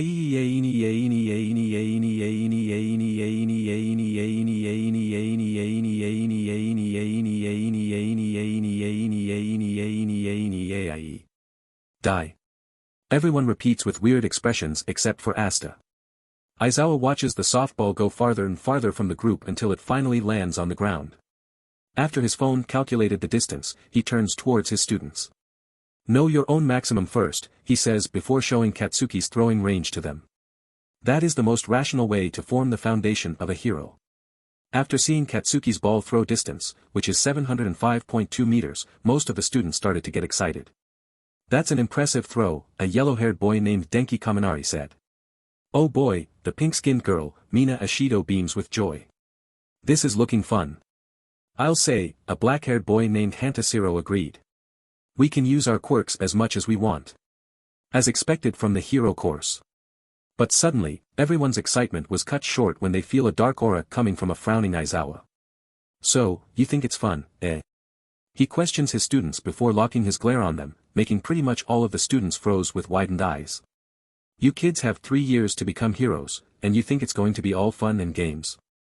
The students remained quiet with their shocked faces intact, not having a clue how exactly they should respond to their sensei. It should never be a game, sensei. Everybody turns their heads towards Asta, seeing that it was him who broke the silence. I've seen firsthand on both TV and when I was on my way to junior high how serious being the protector of the innocent is, and while I personally believe it's good to be happy and to have a sense of humor so the people you're saving can be at a little bit of ease, this gig shouldn't be treated like some overblown competition or a VR game. Being a hero is serious work and people's lives will be at stake. And depending on the situation, our lives can be at risk too if we don't play our cards right and make the toughest of tough decisions. Everybody, with the exception of a glaring Katsuki, was stunned at what Asta had to say. Despite him being very loud with his words, they were able to see how serious he was when he told Aizawa what he said. The only exceptions out of the students so far was Izuku, who also knew that being a hero isn't all fun and games, Tsuyu, who saw how serious Asta was when he saved her from a 0-pointer in the entrance exams, the white and red-haired boy, Shototodoroki, and the black-haired girl, Momo Yaoyorozu, both of whom being mildly surprised because of his personality, and of course, Tenya, Who had one thought to think for Asta? Kurosaki, you continue to amaze me. Even Aizawa was left impressed by the gray-blonde boy's speech, even though his face didn't fully show it. Although he acknowledged what the kid roared with a nod, it did eventually make him chuckle quietly because of how stern Asta genuinely was when he shouted his words. Heh heh heh, of all the kids in this bunch to know how serious this gig is, it's the one who can't use his quirk. After whispering that to himself, Aizawa's grin widens before looking back at the students with slightly wider eyes. Okay then. Whoever comes in last place in all 8 tests will be judged to have no potential and be expelled from this school immediately. Meanwhile, All Might in his skinny form can be seen somewhere in the school looking at a list of teachers in the binder. And when he found the class both Izuku and Asta are in, he almost spat out BLD when he saw who was going to be their sensei. Oh, CRP baskets, the number 1 hero whispers with a hand on his head and slight fear in his eyes. Aizawa's teaching those 2 boys. And knowing him. With his hand shaking, All Might looks over towards the door that leaves the room he's in, contemplating on what will happen next. Back with the students, everybody was now freaking out over the discovered possibility of being expelled. The only exceptions are Katsuki, Shoto, and Momo, with the latter of the 3 being a bit skeptical of what Aizawa declared. As for Asta, he has mixed feelings over this news. Expulsion, seriously, the gray-blonde boy thought with some doubt in his broadened eyes and a firm frown. He wouldn't really do that, would he? I mean, the way he said it. Before he could even finish that thought, Asta's eyes catch a glimpse of Izuku quaking in absolute fear over the expulsion possibility. And after he told him what happened to his bones when he first activated One for All, Asta now began to worry for his best friend. But, sensei. It's the first day of school. Ochiko exclaims in outrage. That's too unfair. Ochiko then lets out a squeak when Aizawa's glare turns harsher. Then what does that make natural disasters, big accidents, and selfish villains? The students ceased their mumbles of protest when he asked with such a stern voice. What about calamities whose time or place can't be predicted? Japan is covered with unfairness. Heroes are the ones who reverse those situations. If y'all can't handle a difficult life as a hero, then you all know where the exit is. For the next 3 years, UA will do all it can to give you one hardship after another. Go beyond. Plus ultra. Overcome it with all you've got. Most of the students began to get a bit serious, as was Tenya, who got out his water bottle to take a quick swig. This is too serious to be hazing. However, this is the best of the best. There is no choice but to do it. Demonstration's over, Aizawa announces with a small grin. The real thing starts now. With that said, everybody got their game face on, from Izuku clenching his fist with the resolve to make the best of it, to Asta adjusting his headband, looking as ready as he ever was. The first test is the 50-meter dash. The goal of this test is to run that length with the help of their quirks as fast as they can. The first 2 students to go were Tsuyu and Tenya. During their trial, Tenya was able to finish in 3.04 seconds thanks to his engine quirk in his calf muscles providing the speed boosts to his natural running speed, while Tsuyu completed her run in 5.58 seconds using the strength in her legs via her frog quirk. Ida's like a fish in water, Aizawa whispered after watching his performance. But it'll be worth seeing what others do. He then looks over to Asta and slits his eyes at him without him noticing. Especially him. Asta looked over to Tsuyu with an impressed stare as he watched her return to him and the other classmates. Wow, Tsu-chan. You went about as fast as a frog could go. It was great. Tsuyu blinks at Asta's compliment before croaking and nodding. Thanks, Asta-chan. Next up were Ochiko and the blonde boy with the tail, Mashareo Ojiro. While Ojiro finished in 5.49 seconds by using his strong tail as an additional running appendage, Ochiko finished in 7.15 seconds by simply sprinting as fast as she could. Ochiko thought she'd go faster if she made her uniform and shoes lighter with her zero-gravity quirk, but unfortunately for her, it didn't go quite as well as she expected. But since it was faster than she was in junior high, she was okay with it. The French boy, Yuga Aoyama, and Mina Ashido were next.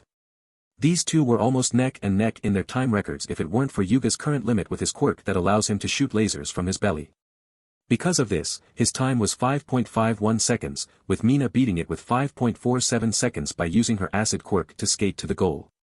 However, she had to do so barefoot so her socks and shoes wouldn't be destroyed by the acid. If I shoot for more than a second, I get a stomachache. Most of the students were a little weirded out at how Yuga explained his current limit of his laser quirk while Aizawa continued to observe their progress. Looking at the upper limit of your quirks and the room for growth in each result, it becomes clear what you can and can't do. That will connect to the creativity needed for you to survive. The next two were a matchup that got Asta the most concerned, Izuku and Katsuki. While watching them run, Asta cringes with bared teeth and a narrow-eyed stare when his best friend got caught in some of the explosions Katsuki used to propel himself forwards through the race. But thankfully, Izuku was able to manage with a time of 7.02 seconds, beating Achiko's time. And thanks to Katsuki's explosive speed boost, he was able to finish in 4.13 seconds. Asta watches Izuku breathe heavily from how fast he had to run to finish his run in a reasonable time. He understood why his friend didn't use his quirk because of what he explained when they drank Slurpees together, but if there were more challenges that may require him to use it, who knows how far he'll go without having to sacrifice a limb. Izuku. You're up, Asta. Huh. After he felt a sporting pat on the back from someone, Asta turned his head around and saw that it was the red-haired boy who did it before giving him a thumbs up. I'm rooting for you on this one, dude. I know you got this. Asta's eyes broadened a little in surprise at his support, but he nodded back with a smile. Oh, thanks, Ijiro Kirishima, the redhead introduced himself. Now break a leg out there, Asta. Alright. After giving Kirishima a thumbs up, Asta jogged his way to the starting line and waited for whoever was going to race with him. While he was, the purple-haired girl, identified as Kyokajiro, was eyeing the gray-blonde boy up and down. She remembered him running past her when he saw Tsuyu in need of help, and the one glance she was able to see when he answered her on what he's up to was how determined he was to rescue the green-haired frog girl. And when she watched Asta climb up the zero-pointer, she was just as shocked as everyone else when she witnessed him tear out the battery that operated the robot while roaring out his resolve. It looked like something she would see in an action movie. Though, Kyoka didn't know why she was surprised except for the whole quirkless thing. After all, he's got the physique to be as strong as he is. He's got the buff biceps, the thick abs, powerful legs for his jumping and parkour, and of course, he's got a really great A. WHWHWH, what the hell am I thinking right now? To stop herself from having any more perverted thoughts about Asta's muscles, Kyoka pokes her own cheeks with her ear jacks and shakes her head rapidly to force her blush away before setting her eyes back on Asta with a more serious and observing gaze. But from the corner of her eye, she saw Mina and the invisible girl she knows as Toru Hagakure checking out Asta's physique while they were giggling in delight, with the pink-skinned girl drooling at the boy's backside, earning a weirded-out stare from Kyoka. I wonder who my opponent will be. Asta wondered while stretching his arms. Turning his head right, his question was answered when he sees Momo Yaoyorozu walking over towards him. Holy hell, she's tall. Asta exclaims mentally with two small black dots for irises, just having figured out their 8-inch height difference as she stood next to him. Brushing that off as soon as he could, Asta got in a starting position and waited for Momo to do the same. But upon shifting his eyes to her, he gasps to see a pair of red roller skates being produced from her arms. Whoa! Her quirk allows her to create stuff from her body. That's crazy. Momo noticed Asta's bewildered stare on her and gave him a sympathetic look. My apologies, Kurosaki-kun, she says while taking off her shoes and slipping her feet into her rollerblades. I'm only doing what I must to succeed. Asta blinks at Momo twice before shaking his head with an assuring smile. Oh, no. I'm just surprised at what your quirk is able to do, PRD. It's okay, really. Please, use your power however you want. Momo is taken aback by his response. She really did expect him to call cheating for creating a pair of skates that will make her much faster, much like how most students did in junior high for certain quirk assessments, even when she was recommended in UA, but much to her surprise, Asta didn't see it that way. He saw it as her just simply using her quirk, and he's perfectly fine with that. She was about to ask if he really isn't that ticked over her advantage via her creation quirk, but Asta faced forwards again to prepare for the 50-meter race. This made Momo do the same, but in a different stance since she was now wearing roller skates instead of running shoes. Get ready. The robot announced, making Asta and Momo more focused than before. Start. As they raced, everyone watched on with amazed expressions. To see that Asta and Momo were neck and neck. While Momo used the skill she's picked up on roller skating in the past, Asta used his raw speed in his legs that most students thought was unreal for someone who's said to be quirkless. There will be times where Momo was a little ahead of Asta and vice versa. Even Aizawa was a little surprised with how fast the gray-blonde boy was going for his current body build, but he kept his serious expression intact so he can pay close attention to Asta. Nothing happening to the kid yet. Right after Aizawa made that observation, the two racers have finished their run. While Momo's record time is 4.25 seconds, she and everyone else was shocked to learn that Asta beat her in 4.21 seconds. Whoa! Ojiro looks on at Asta in astonishment. He was able to beat my time. Yeah. Mina shouts in both surprise and excitement with her eyes glued onto Asta while grinning. He was even able to surpass my time. He's beaten mine as well. Yuga says still smiling. Mine too, Tsuyu states with a rib bit and a proud smile of her own. It's to be expected of Asta-chan after what I've seen him do in the entrance exams. Tenya nods strongly with Tsuyu. But while he has trained for a very long time to have developed such speed, we still have yet to see what else Kurosaki can do throughout this apprehension test. Izuku just smiled at Asta. He knew that he would go as fast as he did because of how much strong work he's put in, even in their childhood. Phew! What a rush! Asta shouts before folding his arms behind his head. But right as he did, Asta looks to see Momo approaching him again after she got her running shoes back on with an expression of acknowledgement. You were fast, Kurosaki-kun. I have to confess, I've underestimated you before we finished our race. Asta simply smiles at her with closed eyes, making her eyes broaden a bit at the said smile. It's okay, Asta says before opening his eyes to look at Momo and give her a thumbs up. But you were very impressive yourself. Using rollerblades to increase your speed from just running was quite a clever approach. I'll bet with a quirk like yours, you'll have a solution to pretty much everything those villains throw at you. Momo is once again surprised by Asta's words. While he didn't seem to be the type of guy to be so smug because of how heroic she saw him be on TV, she never expected him to be so encouraging to her on the use of her quirk, especially since she knows that Asta doesn't have one. He sounded like a really nice guy to Momo. Thank you for the compliment, Kurosaki-kun. Hey, call me Asta, the gray-blonde boy says with a kinder stare and smile. Everybody does. Momo remained silent as she watched Asta return towards the rest of the impressed students and mostly speak with Izuku on how everything's going so far. As they talked, a very short boy with black eyes and purple ball for hair was glaring daggers at Asta after seeing him speak with Momo in such a casual manner, thinking that he was a very lucky guy to interact with her. Aizawa kept his calculating, sleepy eyes on the gray-blonde boy. While he found it astounding that Asta was able to go as fast as he did, he still has yet to see what else he's capable of without the use of a quirk. He then shifts his eyes towards Izuku and narrows them at him, having known how exactly Izuku got into UA.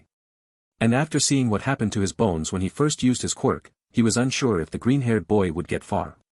The next test is for grip strength.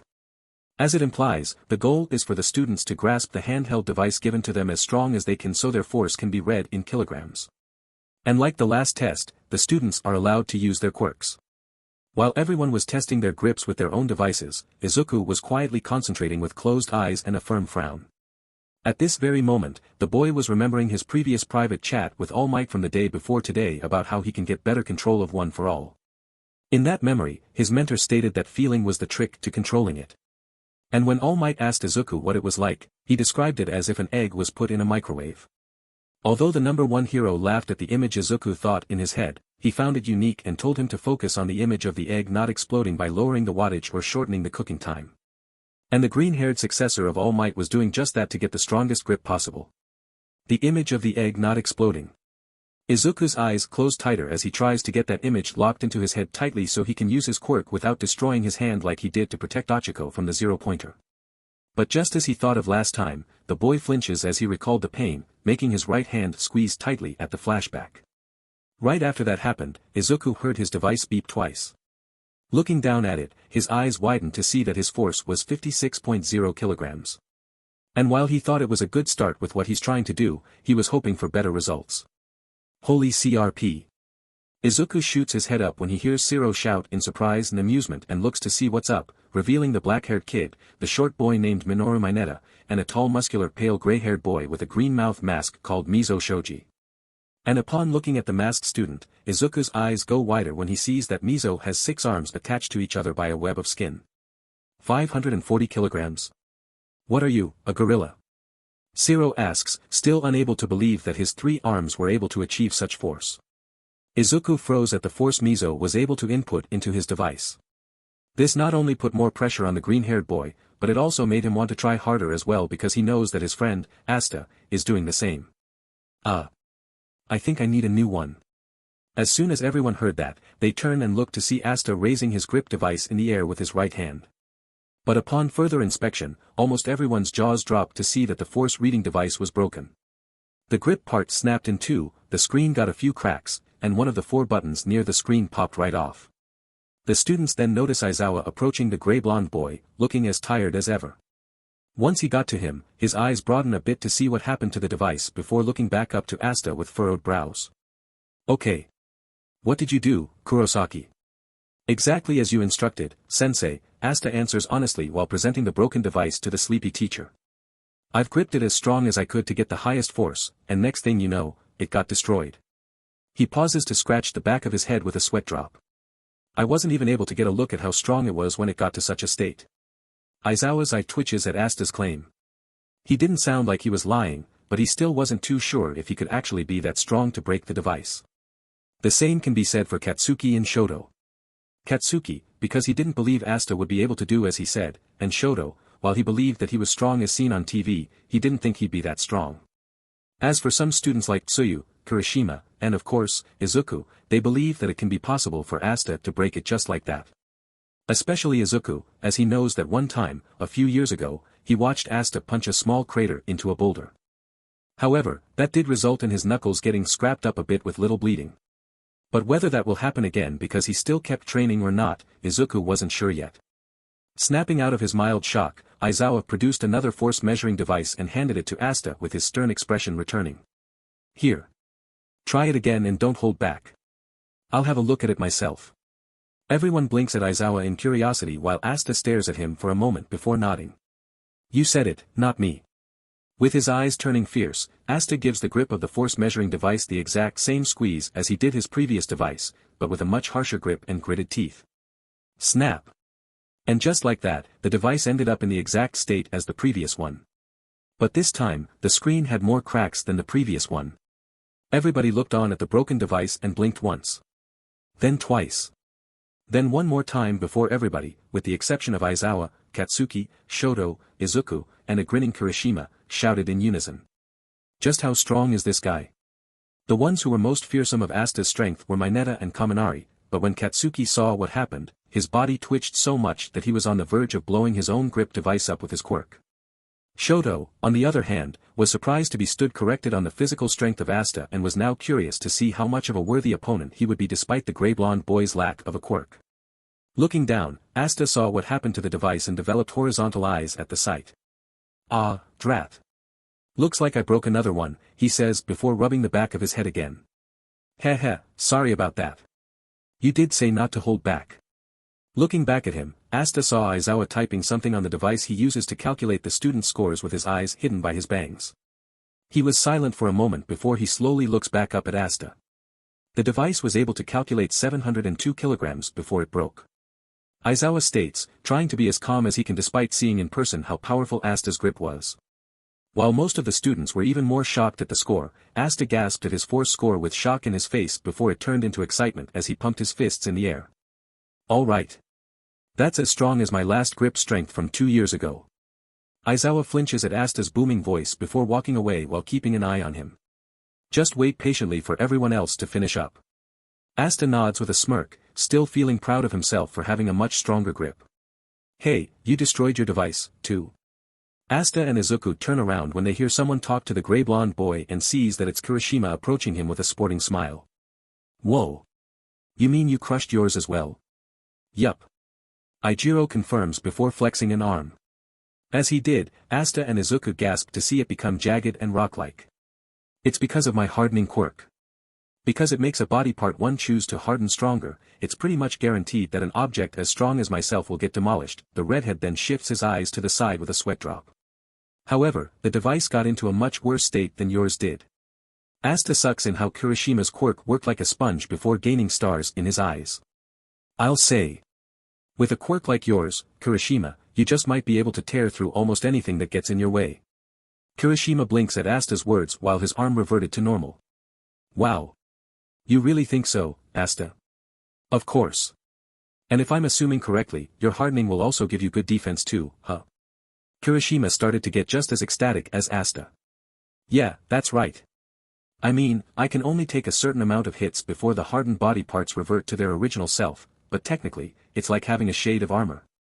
Awesome. I'll bet if you keep working strong, your defense will greatly improve as well as your offense. Asta pauses to point at Kirishima's muscular chest.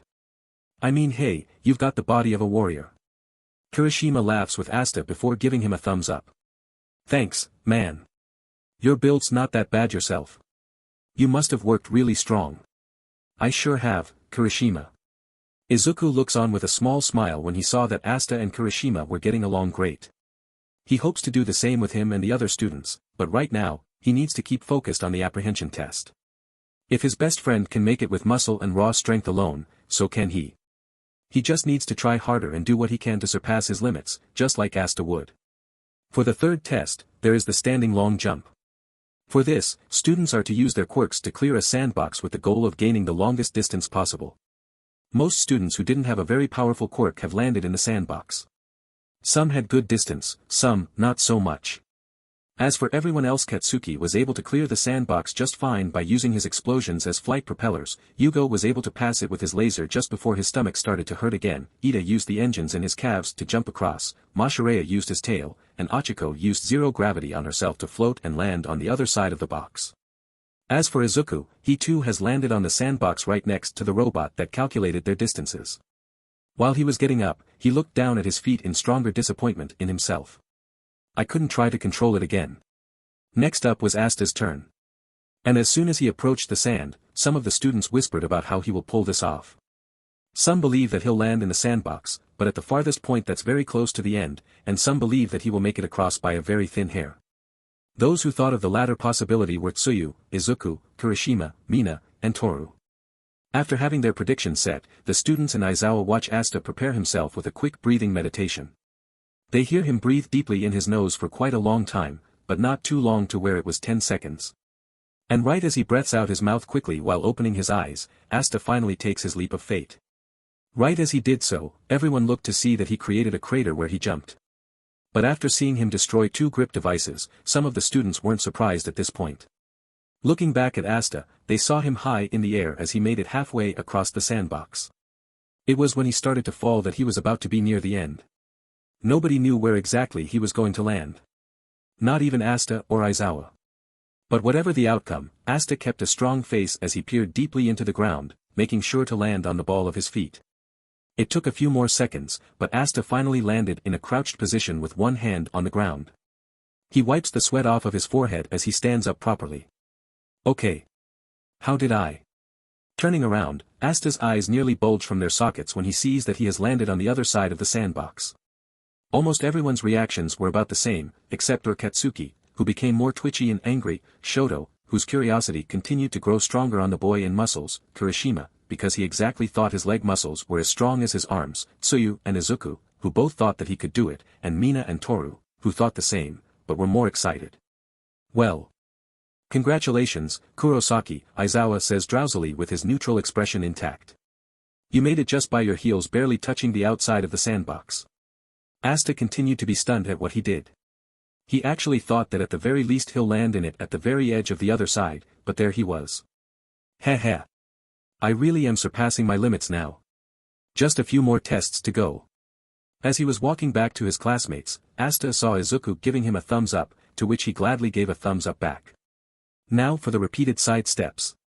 As the activity name suggests, the students need to move between lines by sidestepping from one to the other. They have a limited amount of time to get the highest score.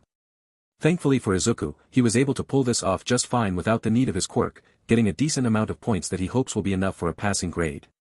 The next to go is Mineta. And after getting set up, Izuku and Asta look on with surprise to see that he was using the purple ball that came from his hair to bounce left and right at a very speedy pace. Wow! Asta thought as he kept watching Mineta go. Just add some pinball noises and some decorations of the game, and this will look more amusing. Asta was up next. Again, he took a deep breath before being prompted to start by the robot that calculates his score. And after doing so, he started to go just as fast as Mineta was while screaming like a warrior. As he kept doing his sidesteps, everyone looks to see that once again, Asta was creating craters on the ground with his powerful feet, but are much tinier since he wasn't doing the long jump again. At this point, most of the students were wondering if Asta even is quirkless, because that boy is showing no signs of stopping until the robot tells him to. But among the students, there were two of them who continued to look on in interest, Shoto, and the bird boy, Fumikage Tokoyami.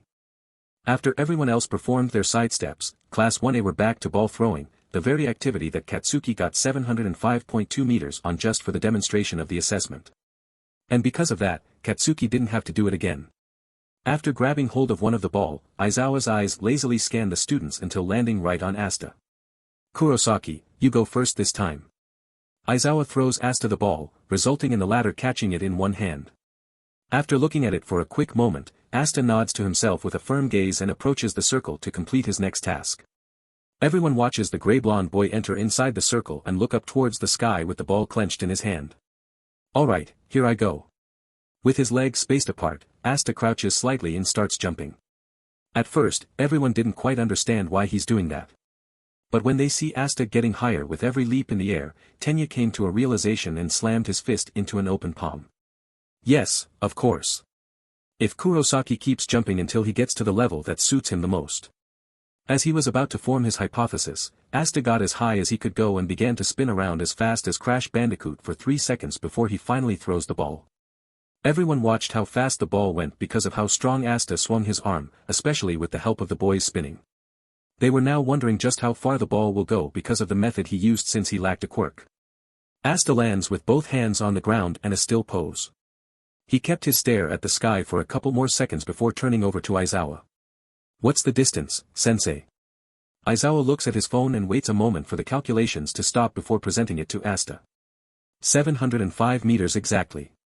Asta nods in acknowledgement before walking back to the students, who were once again surprised at his raw strength with the mild exception of Izuku and Kirishima. Katsuki just kept glaring at Asta. Sure, he didn't quite beat his record since it was 0.2 meters behind him, but it still bugged him that someone as short as Asta was able to toss the ball almost as far as Katsuki did. Achiko went next. Once she entered the circle, she giggled to herself before giving her ball one poke. Looking up at the sky, she then just simply chucked it. She didn't put any strength into the toss, she just threw it as if she intended to pass the ball to someone else while she still smiled. But despite such a weak throw, everybody saw that the slow-moving ball showed no signs of lowering towards the ball, leaving some puzzled about what's going on. It was until the ball was no longer in sight that Aizawa decided to give Achiko a score that made sense for a quirk like hers. And after presenting it to Achiko, the rest of the students' jaws dropped when they got a look at it for themselves. Infinity. Most of the students remained shocked at what Achiko's quirk did to the ball while a select few of them were more excited. That's insane. Kaminari exclaims. She's got infinity as her score. That makes sense, Asta says to the blonde boy. With her quirk able to make some objects weigh pretty much nothing, it's only natural for that ball to get launched into space. The gray blonde boy pounds his fists together with a grin. That really is incredible. Who knows what else she can do with her quirk, huh, Izuku? Just as he turned to face his best friend, Asta's eyes broadened to see that Izuku was more petrified than before. While it was true that nobody else can beat Achiko's range, Izuku was still unsure what he will do. With everyone being so fantastic in certain aspects of the assessment, Izuku could barely do any better. Granted, his stamina and speed were at least up to par for the sidesteps and the long jump to be at the very least in second place below Asta, but now, he was at a part where he's not going to have a choice but to use one for all if he were to get a score as high as his friends or Katsuki's. Just knowing that made Izuku feel like he's seeing a ghost. One for all isn't a power that he can simply MSTR like the fictional Clark Kent did in the older Superman comics, so how was he going to? Midoriya. You're next. Izuku jumps when he hears Aizawa call out to him with a ball in his hand ready for him. Knowing it was inevitable, Izuku swallows a nerve-wracking lump and begins to walk forward. But as he took his second step, he felt a single comforting pat on his back. Turning around, he saw that it was Asta who did it, giving him a firm stare. You can do it, Izuku, he whispers to him. After this, there's the long-distance run, sit-ups, and the seated toe touch. Just do what you can. Izuku keeps his stare on his friend before nodding with almost the same expression as Asta's and continuing forward. After taking the ball from Aizawa and getting into the circle, Izuku looks down at his ball with narrowed eyes. Well, it's now or never. Izuku thought before lifting his head up forwards. If I don't go for it, I'll end up being last. Meanwhile, Tenya looks at the green-haired boy with crossed arms and a stern look while he started to worry for him, with Ochiko being just as anxious for Izuku. Things will look grim for Midoriya if he continues like this. Asta looks over to Tenya when he said that. While he didn't like how he phrased it, he was right. So far, Izuku never used one for all throughout the entire assessment. Even if it were because of his inspiration for his friend, he knew that Izuku wasn't as physically strong as Asta. But that didn't stop the gray-blonde boy from mentally rooting for him. He was hoping that the last few tests that he wouldn't need one for all after the ball toss. He physically trained strong for this, and while he wasn't expecting the same results as his, Asta hoped that it would still bring good results. Of course it will, for eyes, Tenya, Asta, and Ochiko turn their heads right when they hear Katsuki interject with his usual grouchy expression. The small fry doesn't even have a quirk. While Asta's eyes slit at Katsuki, Tenya and Ochiko give him a raised brow. Quirkless. Tenya questions the ash-blonde boy. Are you not aware of what he did in the entrance exam? While the two argued with each other, Asta and Aizawa paid close attention to Izuku, intending to know what he will do. I guess it's about time, huh? Izuku asks himself while squeezing his ball tightly. And after he did, he flashes back to his mother telling him how proud he was of him, followed by All Might in his shriveled state telling him that he can still be a hero. But there was one memory that drove Izuku to finally push forward, and it was Asta that encouraged him to continue to follow his dreams during a time where they became best friends. With Izuku's arm cocked forward, Asta gasps lightly with widened eyes when he sees glowing red vein-like markings appear on his friend's right arm. This is Smash. SHKNN. Once Izuku made that call, Izuku threw the ball with all of his might, intending to use one for all to get it as far as he can. But that didn't happen. After he took his throw, Izuku gasps to see that the ball didn't go as far as he expected to. What? Izuku whispers as he watches the ball land on the 46-meter marker. I was definitely trying to use it just now. Ha! Just as I thought. That DMN Deku really doesn't have a quirk. No, you're wrong. Everybody turns to Asta when they hear him speak up next. And with a rather angry stare, Asta faced Aizawa, whose scarf was starting to unfold itself while the teacher's hair was standing up and his eyes were glowing red. Did you by any chance prevent Izuku from using his quirk? Eraserhead Sensei. Most of the students gasped when Asta cracked the code on their sensei's hero name thanks to his glowing red eyes and the pair of goggles both Asta and Izuku found familiar. Wait, what? So that makes our sensei the Erasure Hero. Eraserhead? Never heard of him. I have. He's an underground hero. He doesn't like media attention, claiming that it hinders his work. Aizawa looked over to Asta for a quick second before looking back at Izuku, who was now quaking at his teacher's suddenly scary appearance. And the rest of Aizawa's fabric acting as dangerous tendrils did not help things. You have sharp eyes, Kurosaki. Yes, I have erased that boy's quirk. With a grunt, Aizawa pulls onto his scarf while glaring harshly at Izuku. That entrance exam wasn't rational enough on their decision to pass you, Midoriya. Asta looked offended at what he was able to hear him say, while the rest of the students were clueless on what he's saying to Izuku. While this was going on, All Might can be seen peeking over from the school building. Despite his heroic grin, he was worried for Izuku. Young Midoriya. Keeping his eyes on the situation, All Might looks on to see Aizawa's glare getting harsher and harsher on Izuku. From what I can tell, you can't control your quirk properly, can you? Izuku was dead silent, unsure how to respond. Do you intend to become incapacitated again and have someone save you? No. Izuku finally speaks. That's not my intent. Izuku was cut off when the fabric of Aizawa's scarf wraps around Izuku's torso tightly before pulling him towards Aizawa so he can stare him in the face. Whatever your intention, I'm saying that's what those around you will be forced to do. Aizawa pauses to shift his eyes towards where All Might is hiding, making the symbol of peace shiver a bit. In the past, there was an oppressively passionate hero who saved over 1,000 people by himself and became a legend. He looks back at the scared Izuku. Even if you have the same reckless valor, you'll just be decked and turn into a useless doll after either saving one person or taking down one grunt. So, if you ask me, Izuku Midoriya, with the state your power is currently in, you can't become a hero. TCH. Asta's teeth nearly grit when he was able to pick that last sentence up with his hearing while the rest just draw blanks at their private talks. When he heard him say that he's unable to be a hero, Asta was absolutely livid despite him trying to keep his anger from exploding. His fists were clenched so tight that his nails were on the verge of drawing blood from his palms.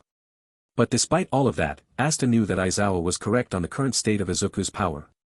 The grey-blonde boy heard from his friend himself how just activating it would leave the arm or leg he's using to become as useless as a broken cogwheel.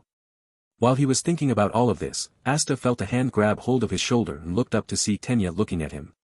"Please remain calm, Kurosaki," Tenya whispers to him, understanding why he was feeling like he is.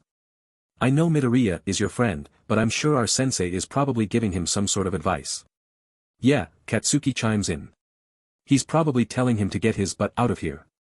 Just as he says that, Katsuki jumps a bit when he sees Asta giving him the harshest glare he's ever given to him since that one time in junior high. And from what Tenya, Ochiko, and Tokoyami could see, it was quite a sight. Don't count him out just yet. Bakugou. Dawn.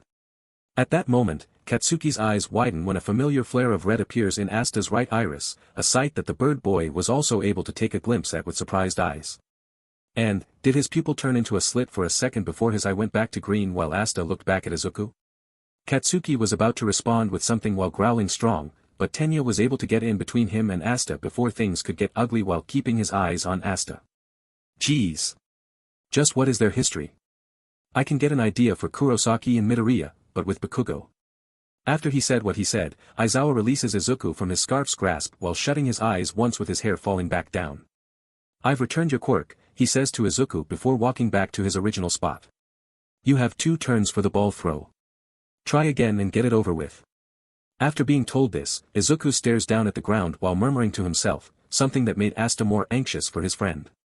Aizawa, on the other hand, just kept his tired stare on the green-haired boy.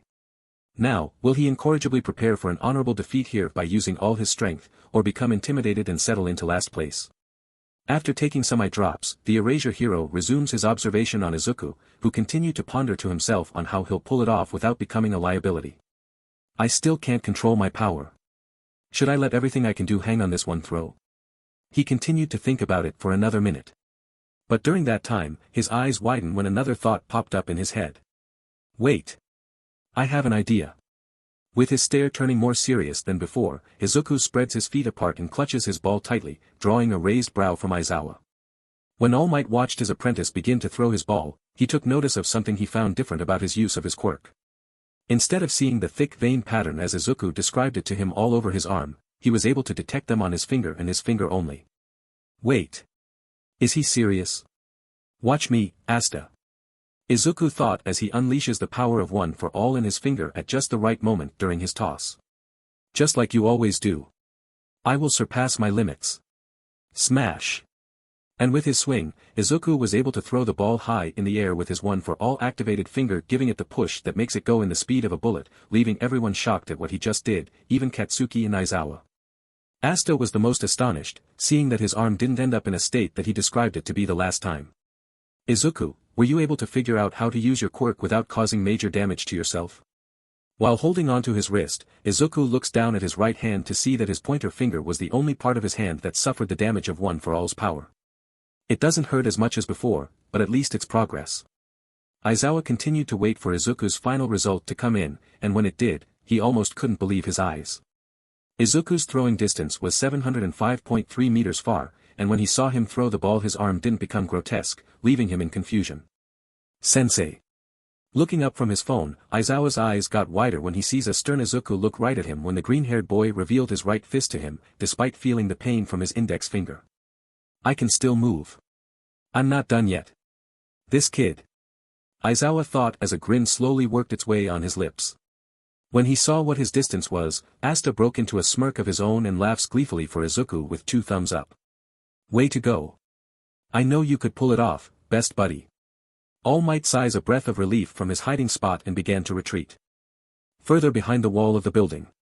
"I came because I was worried, but good lord, young man. You may still lack control, but you also couldn't become incapacitated after being able to minimize the damage." With his smile widening, All Might forms a fist in his right hand and looks up at the sky. "Damn it, young Midoriya, when did you get as cool as young Kurosaki?" DMN. "He got over 700 meters, too." Zero asks. "First Bakugou, then Kurosaki, and now Midoriya." Mineta exclaims. "Alright. A hero-like record." Ochiko cheers in glee. But his fingers swollen, Tenya notices. Midoriya has a rather strange strength enhancement quirk. While the students were voicing their amusement, Katsuki just stared at the ball Izuku threw with a dropped jaw and bloodshot eyes. What's with that power, the explosion wielder questions. Everyone's quirks manifest by the age of 4, and Izuku turned out quirkless. So what the hell? But then, Katsuki's irises contract and he remembered what Izuku exactly told him in a gutter. It was because of his own effort. With that phrase echoing in his head again, small pops of explosions began to manifest as he came to a conclusion that made more and more explosives fume from his hands. DKU. Everybody jumps when Katsuki began to lunge towards Izuku with his hand aiming for him, making the green-haired clam up with fear on his face. What the hell's going on, you BSTRD? Katsuki demands as he was about to get closer to the shivering Izuku. Have you been hiding your power from me the whole dash? Before he could get any more closer, everyone watches Asta quickly get in front of Izuku in a protective stance, making him pause his sprint and set his white-eyed glare on the gray-blonde boy. This isn't the time, bakugou, Asta says simply while keeping his stare on Katsuki. Get out of my way, you little dwarf, Katsuki growls before summoning more explosions in his hands. Unless you want some too. Asta's glare sharpens on Katsuki before taking a step forward and pointing a finger at the hothead. Oi. Are you really that butthurt over me and Izuku making it to this school? You're such a selfish jerk. Shut up, Bakasta.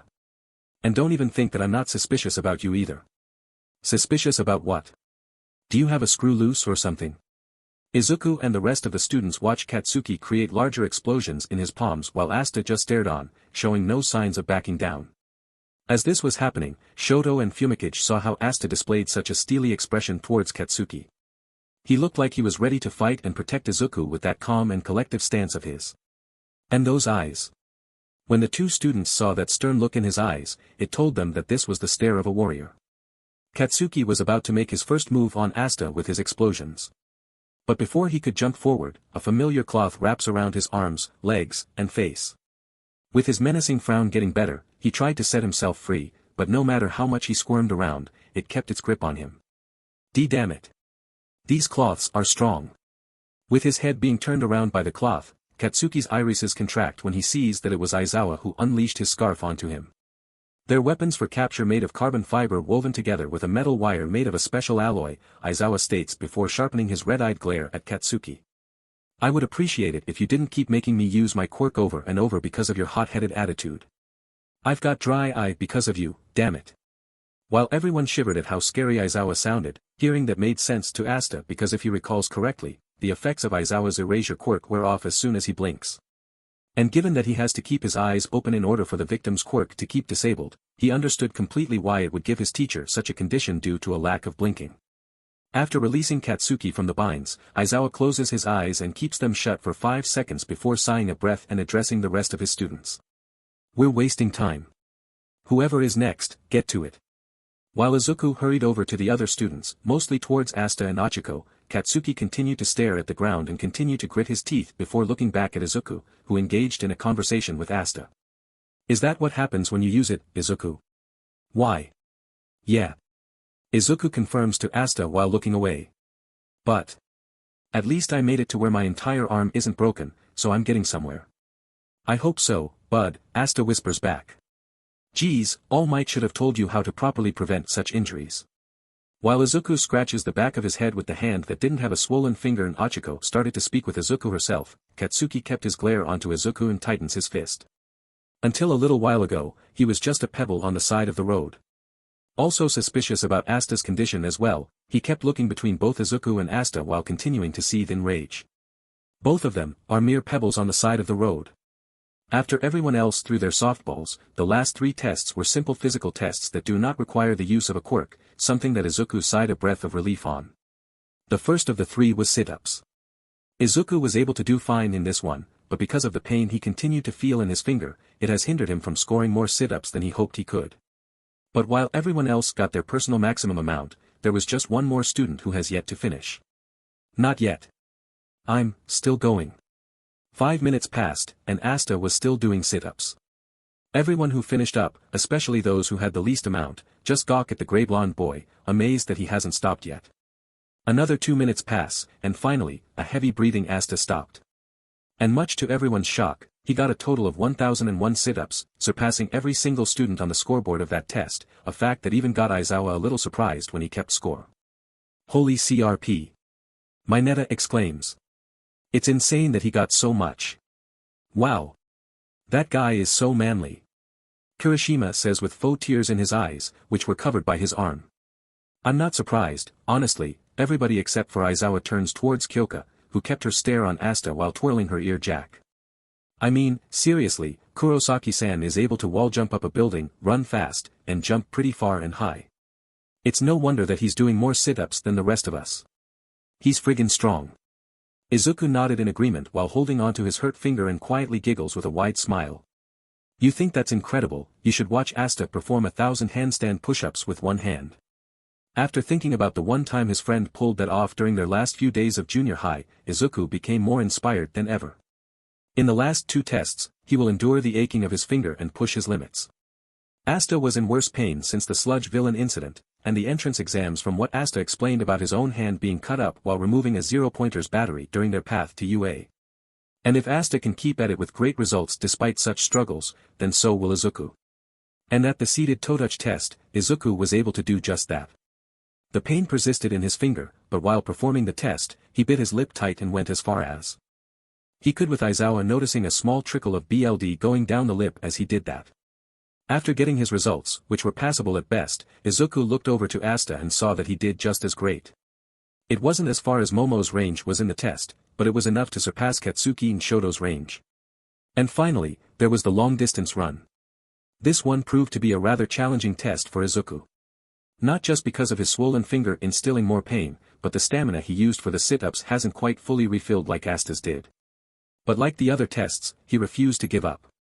Izuku kept his pace up and used the pain in his finger as a source of adrenaline to move as fast as he can without tripping over himself. And as a result, Izuku was able to run past Mineta, Toru, and even get close to passing Kyoka. While he was running, Izuku saw that the farthest from all the students in the run is Asta and Momo. And when everyone else got a look, they could see that once again, these two were neck and neck with each other like they were in the 50-meter dash. The only difference to that was that Tenya was also among the two. So alright folks, that's all for today. Stay tuned for part 4. Do subscribe, like and share for more such videos. Also check out the story and author Vizard Masky on FANFICTIONnet. Press the bell icon to be notified first on release. See you in the next video. Till then, goodbye.